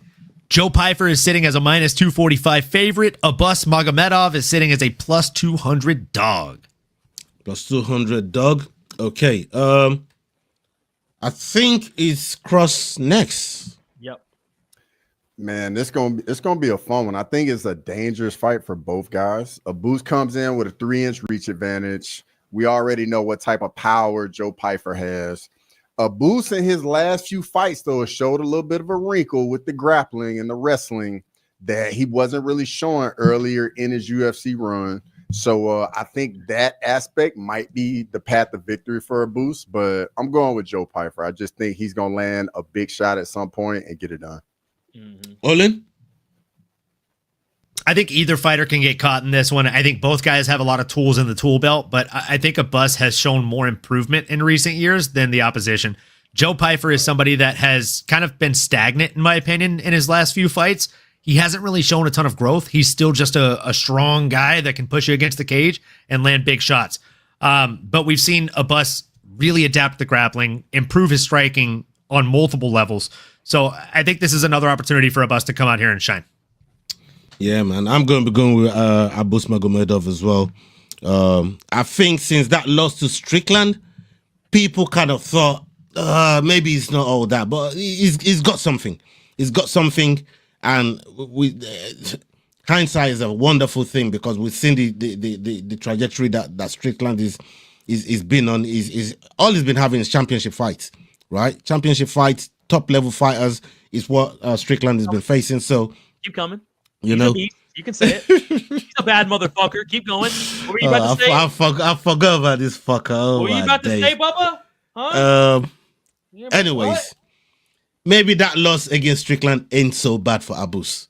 I'm gonna go with Abus on this one to get the job done against Pyfer. What are you saying, Sterling? Son, I'm going with body bags Pyfer on this. I honestly, I think the Kelvin Gastelum fight was a great thing for him. I think fighting a dude like that scrappy, that much of a veteran, that much of a dog really showed him that, like, bro, I can't come in here starching motherfuckers. Now, Abus, I think he can go in there and starch. I think he's a little fella for 185. He's a big dude, like tall frame-wise, but I think I can see him at 170. Joe barely makes 185, Bubba, and he fucking is honestly one of the hardest hitters in the UFC. Everyone says it. Jack Hermansson's fought, name a fucking middleweight or welterweight, I mean. He's fought them all, and Jack Hermansson said that's the hardest he's ever been hit in his fucking life. So I think we got to give Joe something on this. I think he hit that little bag harder than Ngannou. Did Jack Hermansson ever fight RoboCop? Yeah. Did he? Yeah, he got knocked out. I was there live. It was one of the scariest things I've seen in my entire life. Oh, so when he says that, I'm just trying to say, like, when he says that, I'm trying to check what you said. So when he says that and get obliterated by RoboCop. Right? Ross got you going. You don't come at me like that, bro. Okay? Hey, bro, hold on. I ain't catching strays over here. I'm just trying. I'm just trying to say about the hardest has ever been hit in his life. Like, this is Ukraine versus Russia, Bubba, and I'm North Korea. I'm just in the sidelines. All right. North Korea ain't never been in the sidelines of anything in this world, bro. Like, what are you talking about, man? Sterling, I know geography ain't your strong point, but goddamn. Don't do it to him.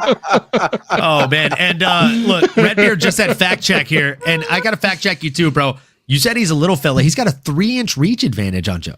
No, I mean, and they're like, the same height. They're the same height. And they're the same height. But Bubba's, I mean, like, muscle-wise. But they weighed the same amount, bro. Like that's what I'm saying. Is like one guy's longer. But Joe's a big motherfucker, and a Boost is not like. If you saw a Boost walking in the street, you'd be like, this motherfucker plays tennis.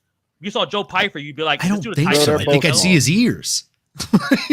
Hey, well, fuck a Boost and fuck Germany. I'm going with fucking Joe Bodybags Piper. They did some Nazi shit back in the day. Let's never forget about that. So fuck Germany. Bro, I'm he's going from with Joe Dagestan. Piper. No, he's from Germany. No. He just lives in Germany, bro. Like he from Dagestan. He's from Dagestan, man.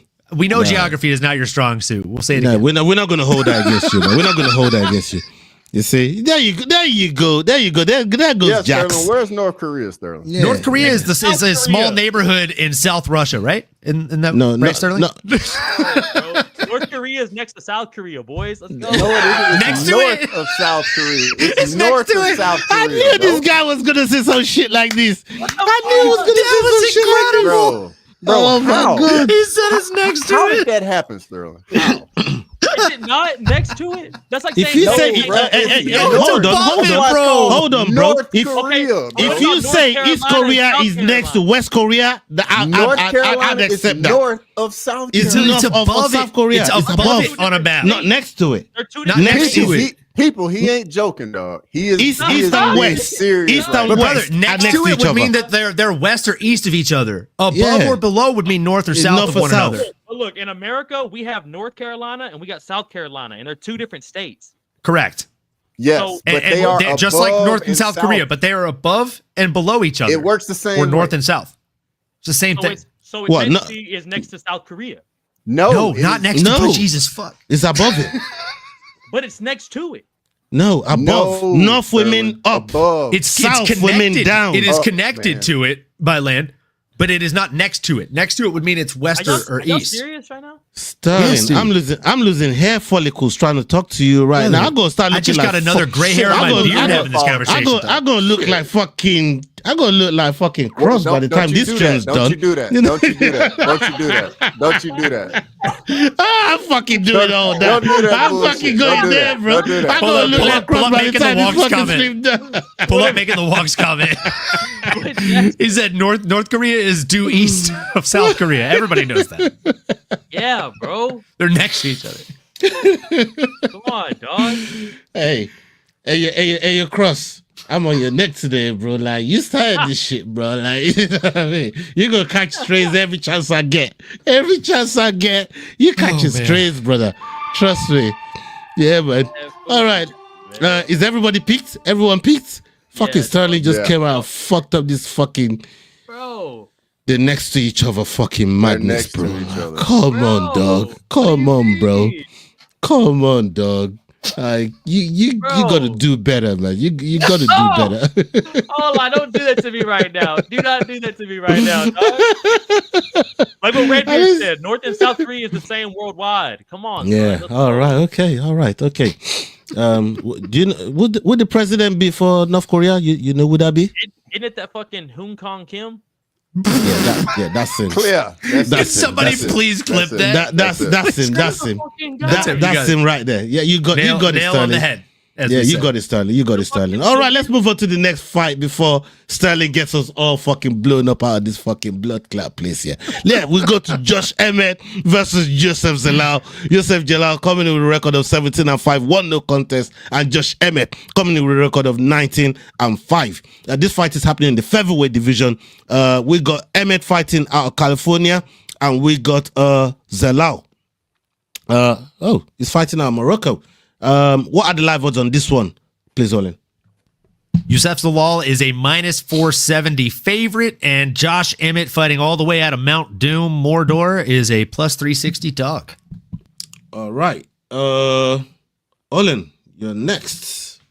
Oh, man. I love this fight for so many reasons. I think it's going to be an absolute banger, start to finish. I think you're going to have Josh Emmett, who has absolute nuclear power in both hands, just hunting for the overhand, hunting for the one-shot knockout, and hitting air for the most part, because he's going to be going against a guy that has much better footwork than him, somebody that knows how to really move and distance himself from his opponents.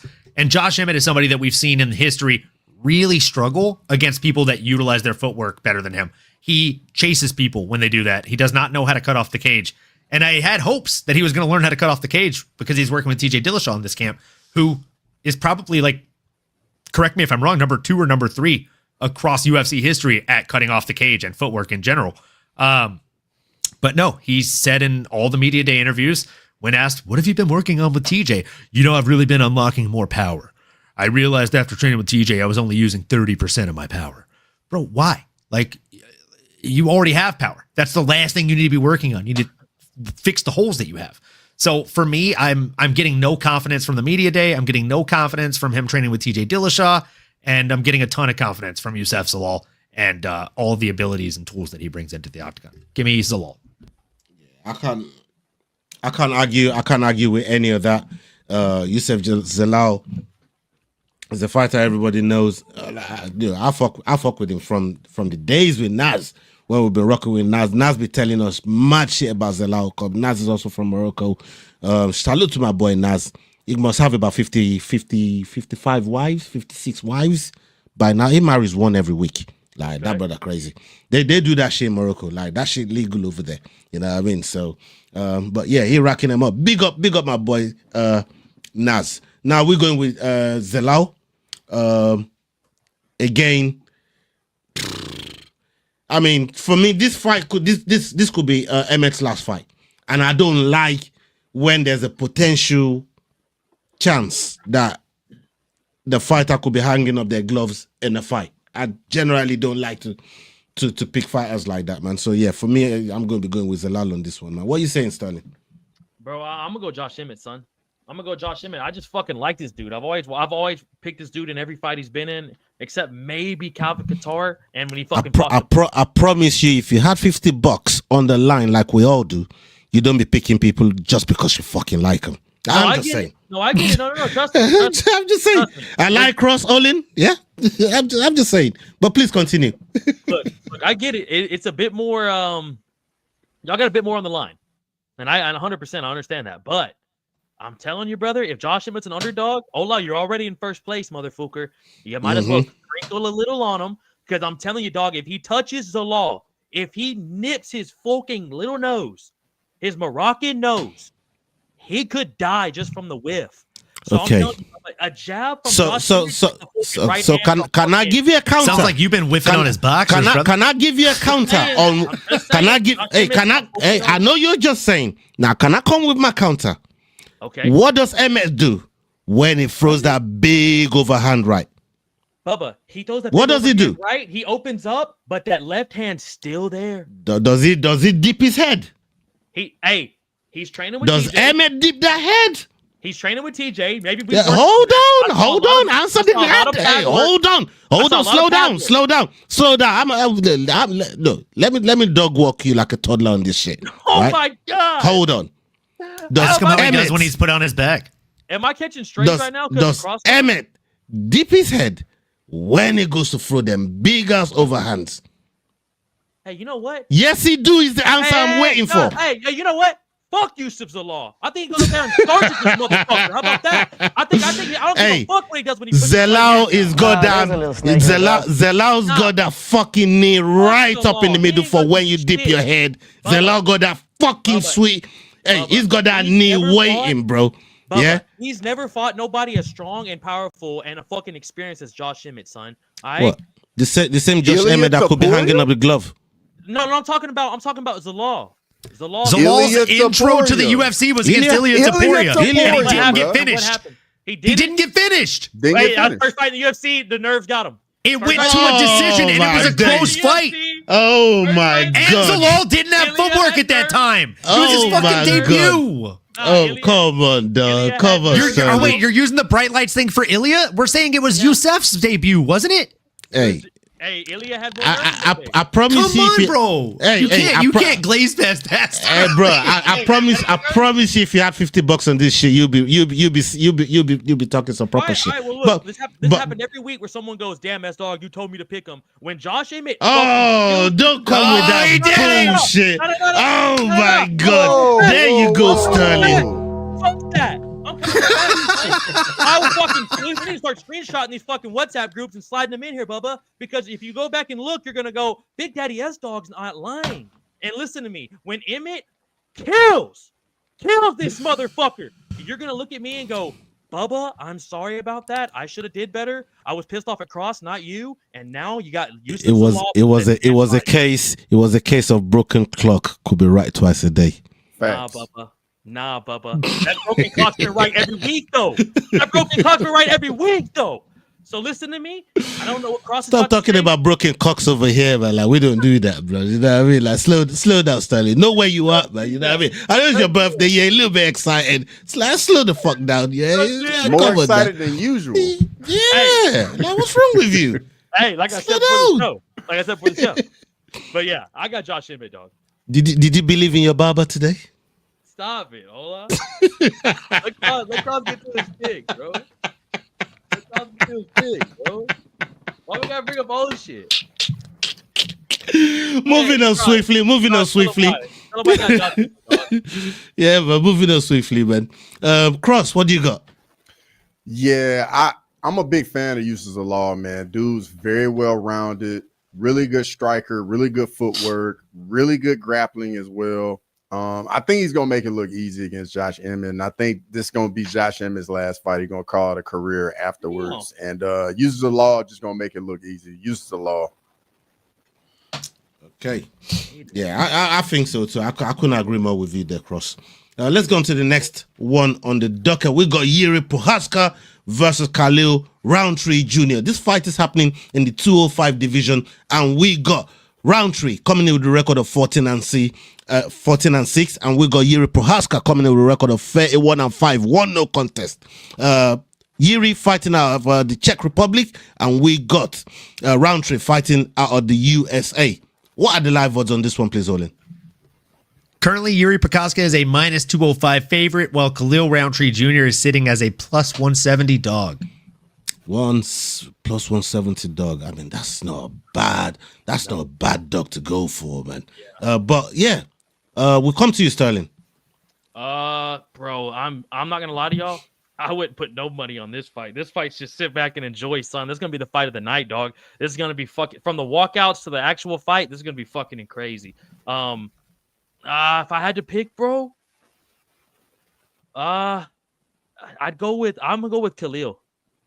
I'm gonna go with Khalil if I have to pick, dog. I fucking like Yuri so much, bro. He has one of the craziest styles of all time, and that dude looks. Have y'all been watching Embedded, bro? Yuri looks fucking jacked. Yeah, so he does. He looks in shape, son. In that last fight, I think he really wants to prove. I think he really, really wants this title, bro. Especially with him fighting on the same card as Magomed and Alex. So, but I think Khalil's gonna do something, bro. I just got too much faith in my dog. I'm gonna go with Khalil. Okay, Cross. Yeah, this is the people's main event right here, man. This is the one everybody's really looking forward to. I think everybody on the panel, we like both guys. We enjoy watching both guys fight. You know, Khalil got some of the best Muay Thai in the UFC. Yuri Prochazka, just samurai kung fu, very unorthodox, power in both hands, just exciting. Both these guys got the mutual opponent with Alex Pereira. Khalil did a little bit better against them, but Yuri's style is just so wild, so crazy. I think that technical matchup is better for Khalil, and I think the unorthodoxness and just the volume of Yuri is going to get to Khalil, and I think Yuri Prochazka gets it done.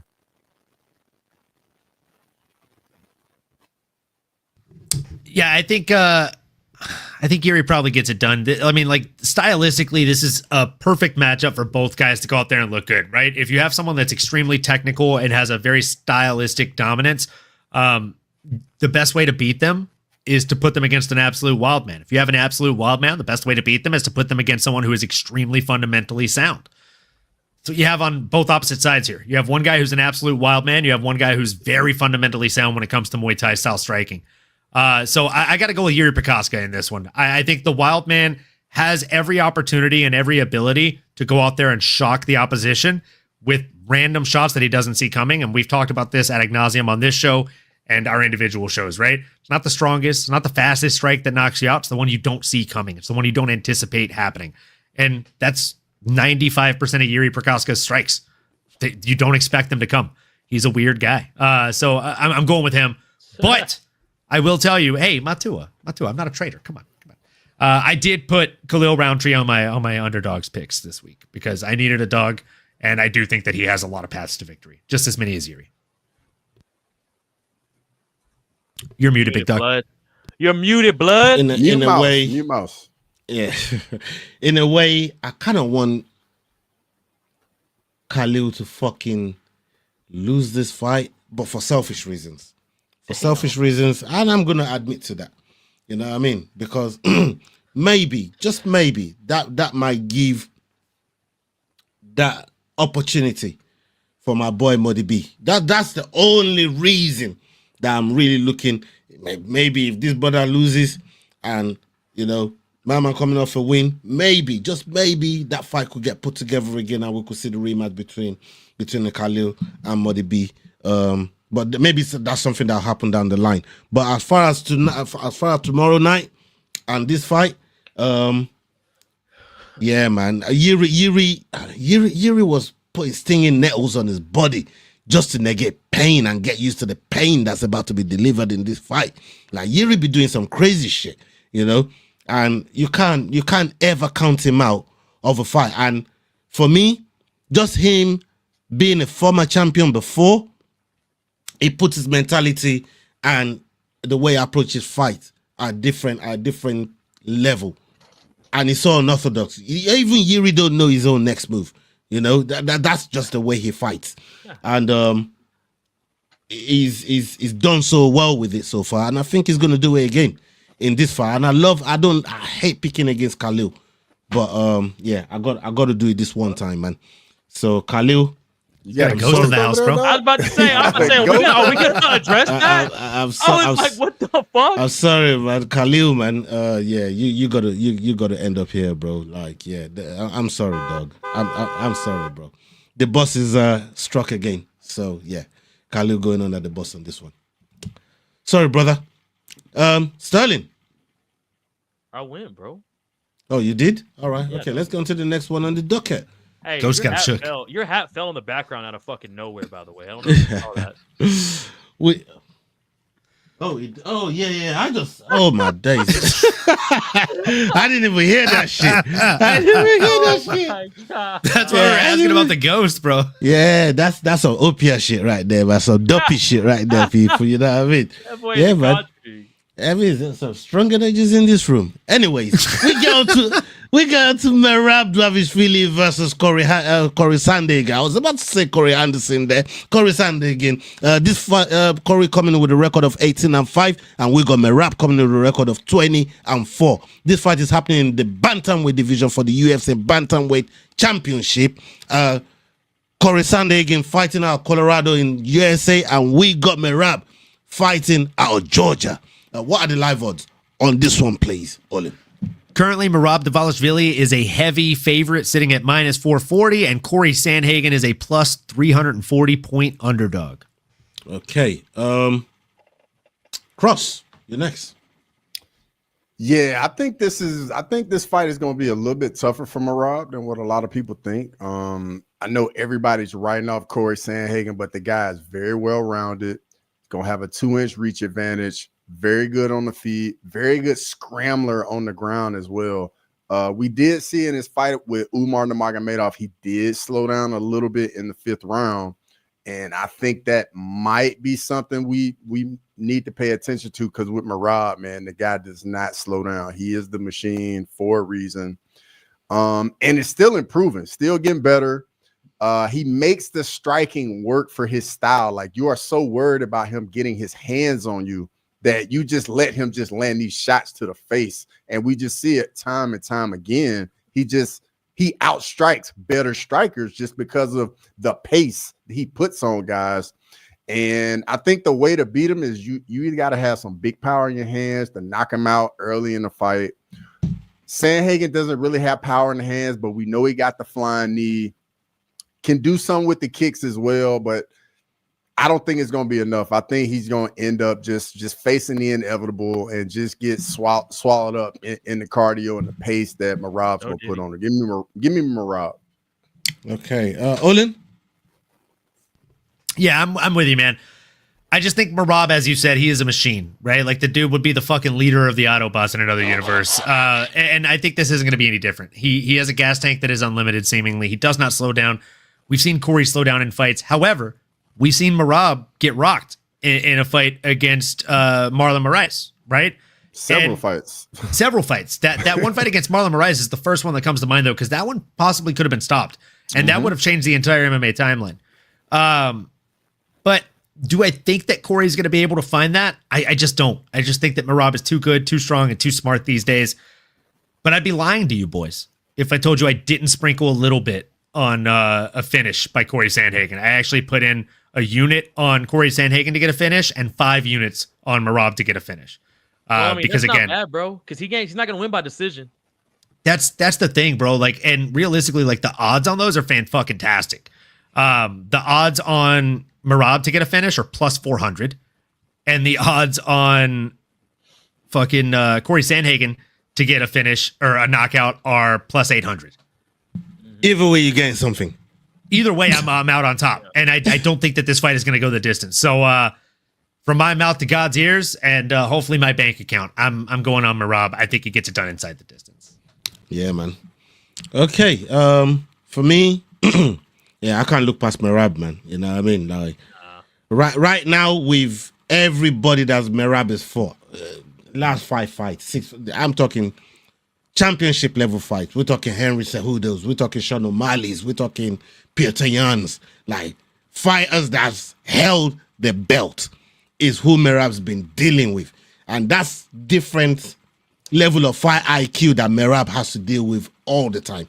And on top of the weaponized cardio, I think, I don't want to say it's going to be a long fucking night for Sandhagen, but it's shaping to be that.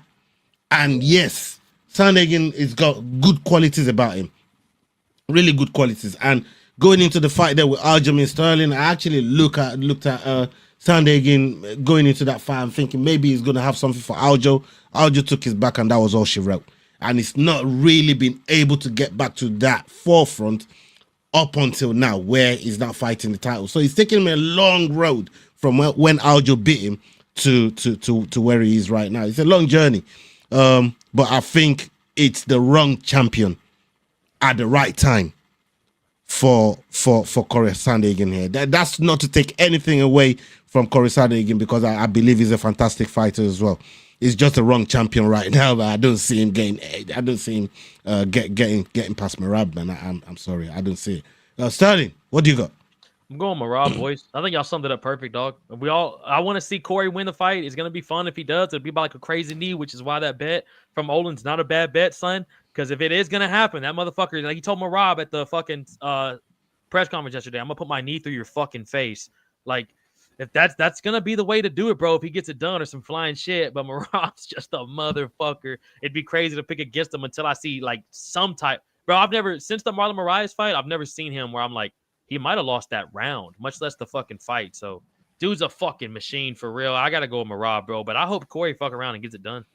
And then just to add on to it, man, that camp got so much info on Corey Sandhagen just because Aljamain fought him too. Yeah. There you go. Yeah. There you go.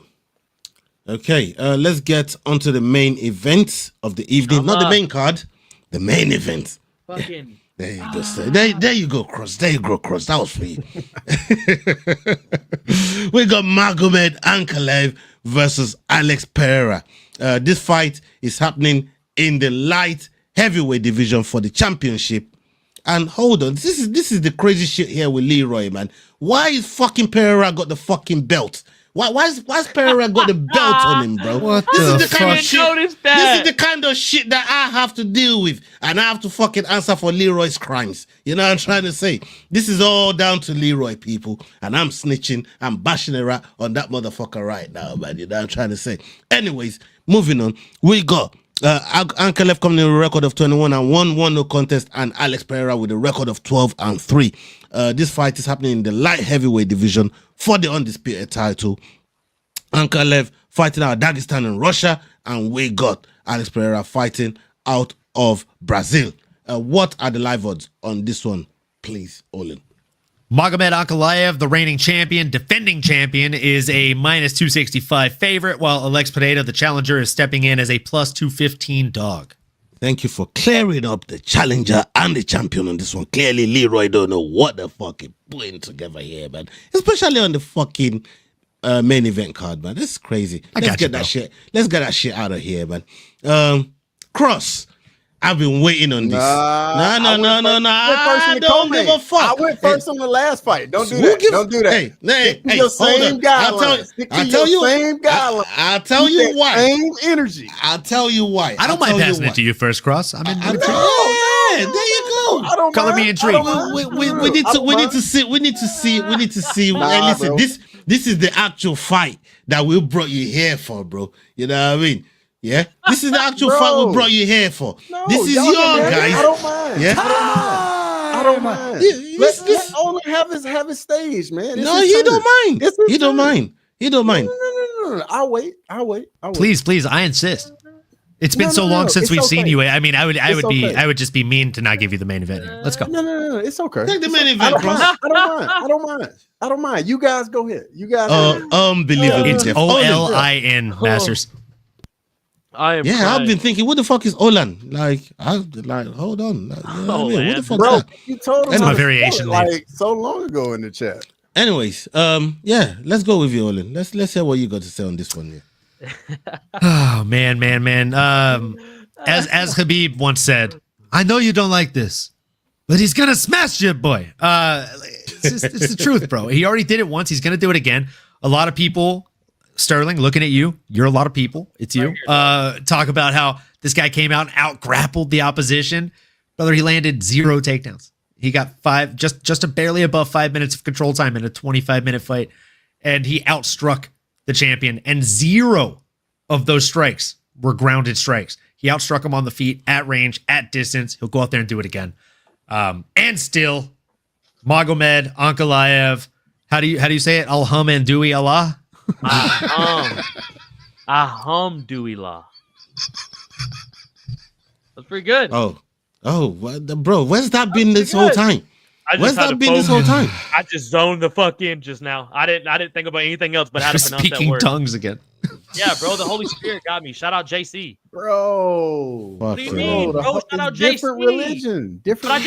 But I said shout out JC at the end. JC's Jesus Christ. No, JC's Isa to us, bro. What is JC to you? Isa.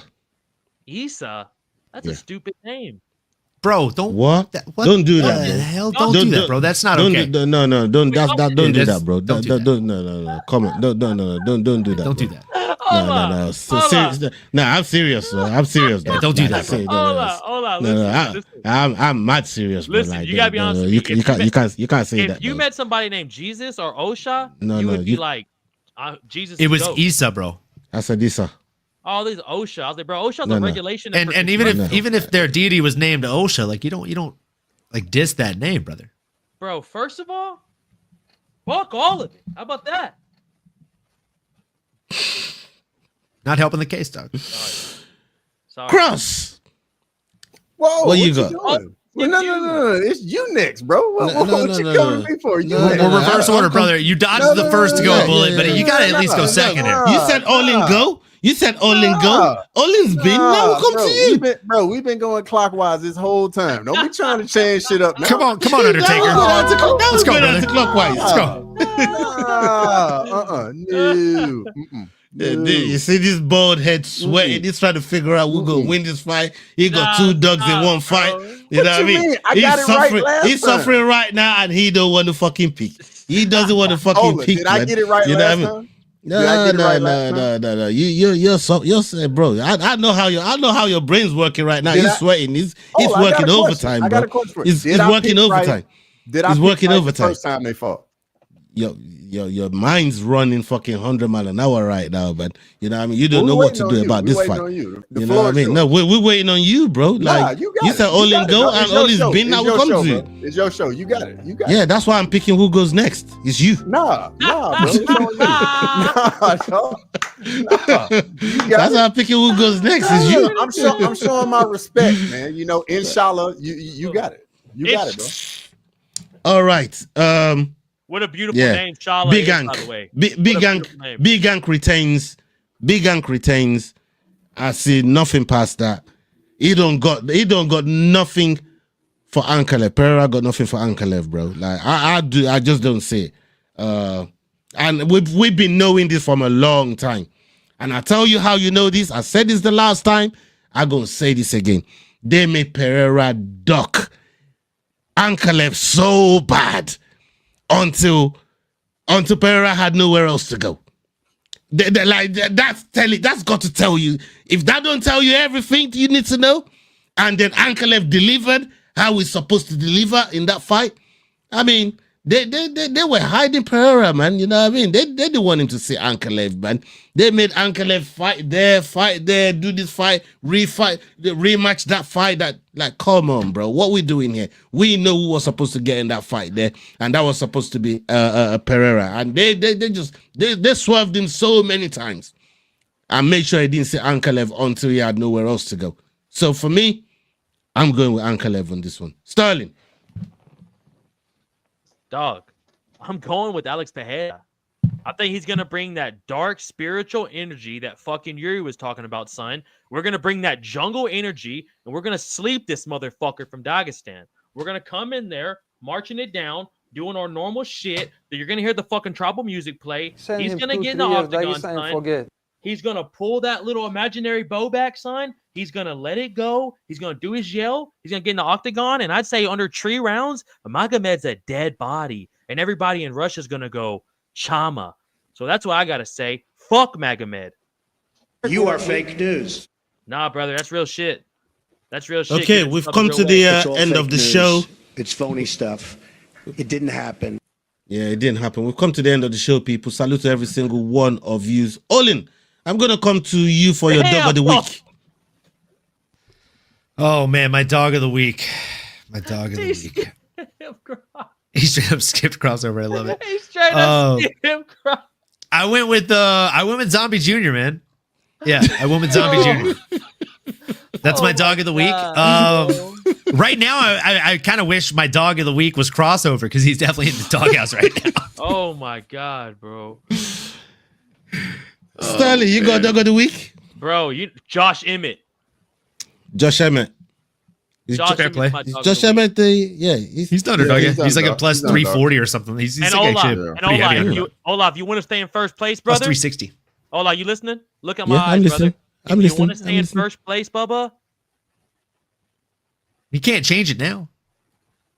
Or no, you can. It's Friday. Jesus Christ. Olaf changes. I had mine in last night. I was like worried about it last night. Olaf. Yeah, because you missed the week. As my favorite. I did, yeah. That's why you were fucking worried. I got 3 Alexa reminders that go off throughout the week, though. I'm not ever going to do that again. Olaf, you hear me right now? As my fellow African-American brother, you should listen up when another fucking fellow Moroccan. There's only one African-American on here. Brother, there's 3 of them. But look, if you want to listen to your boy right here, you want to put that money on Josh Emmett, my boy, and you're going to ride out on a stallion, son. And going, shout out Big Daddy S Dog, and you're gonna shake my hand virtually. I'm gonna be going with Ju. With Ju? Yeah, song Ju. So I think he gets it done against Santos. I'm with you. Does Cross even need a dog of the week? Does he have one? I mean, really, I want to go with Alex Poetan Pereira from the dog of the week and just shock the world. You have all you boys sad on the watch along tomorrow. That's what I want to do. Have my shirt on and everything and just talk so much trash to you boys tomorrow. I want to do it so bad. Listen. Guys, let's listen to the context clues here. He said like 4 times in one statement, I want to do that. So I'm just going to shut that down right now.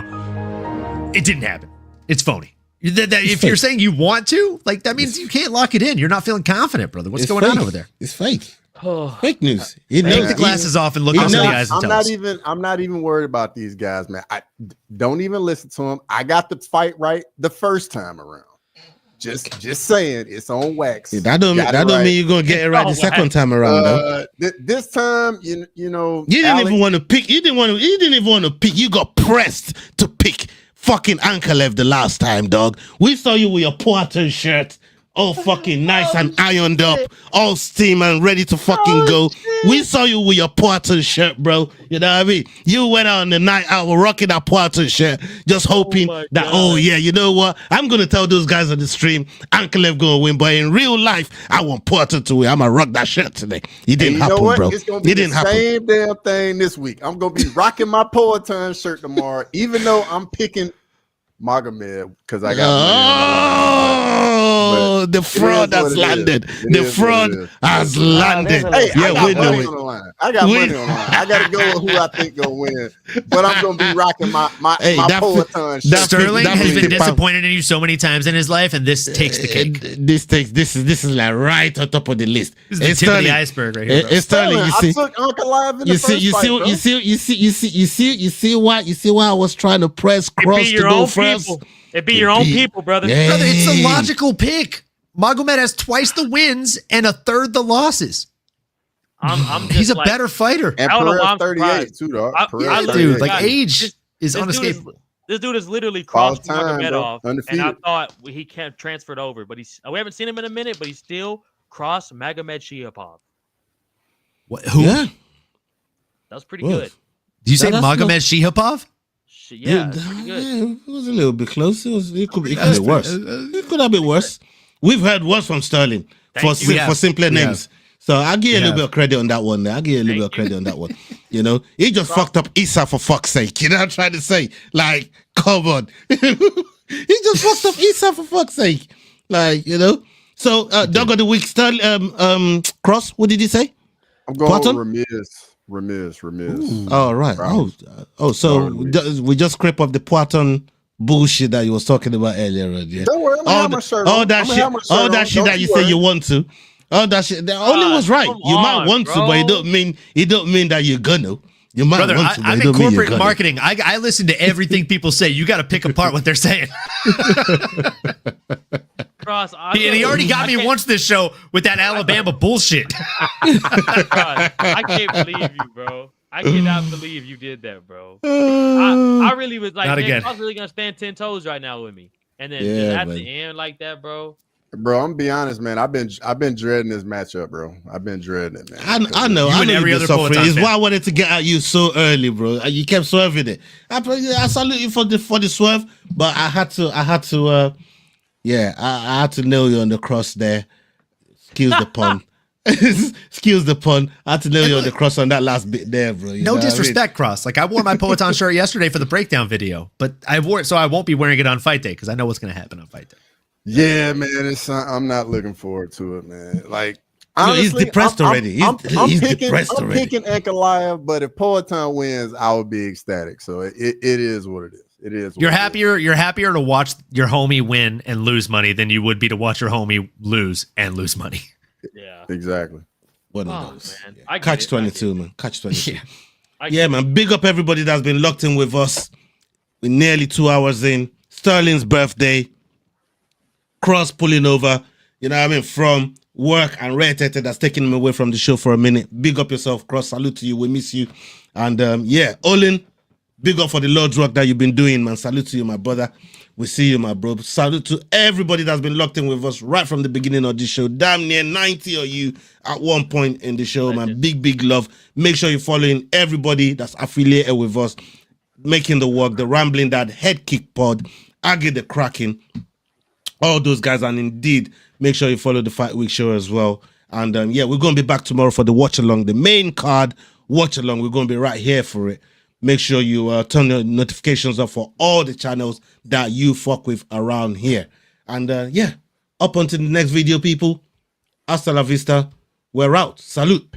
Hey guys, this is John Anik from the UFC. You're watching the Fight Week show. Please subscribe. Not now, but right now. Subscribe to the Fight Week show. We'll see you guys on the road soon.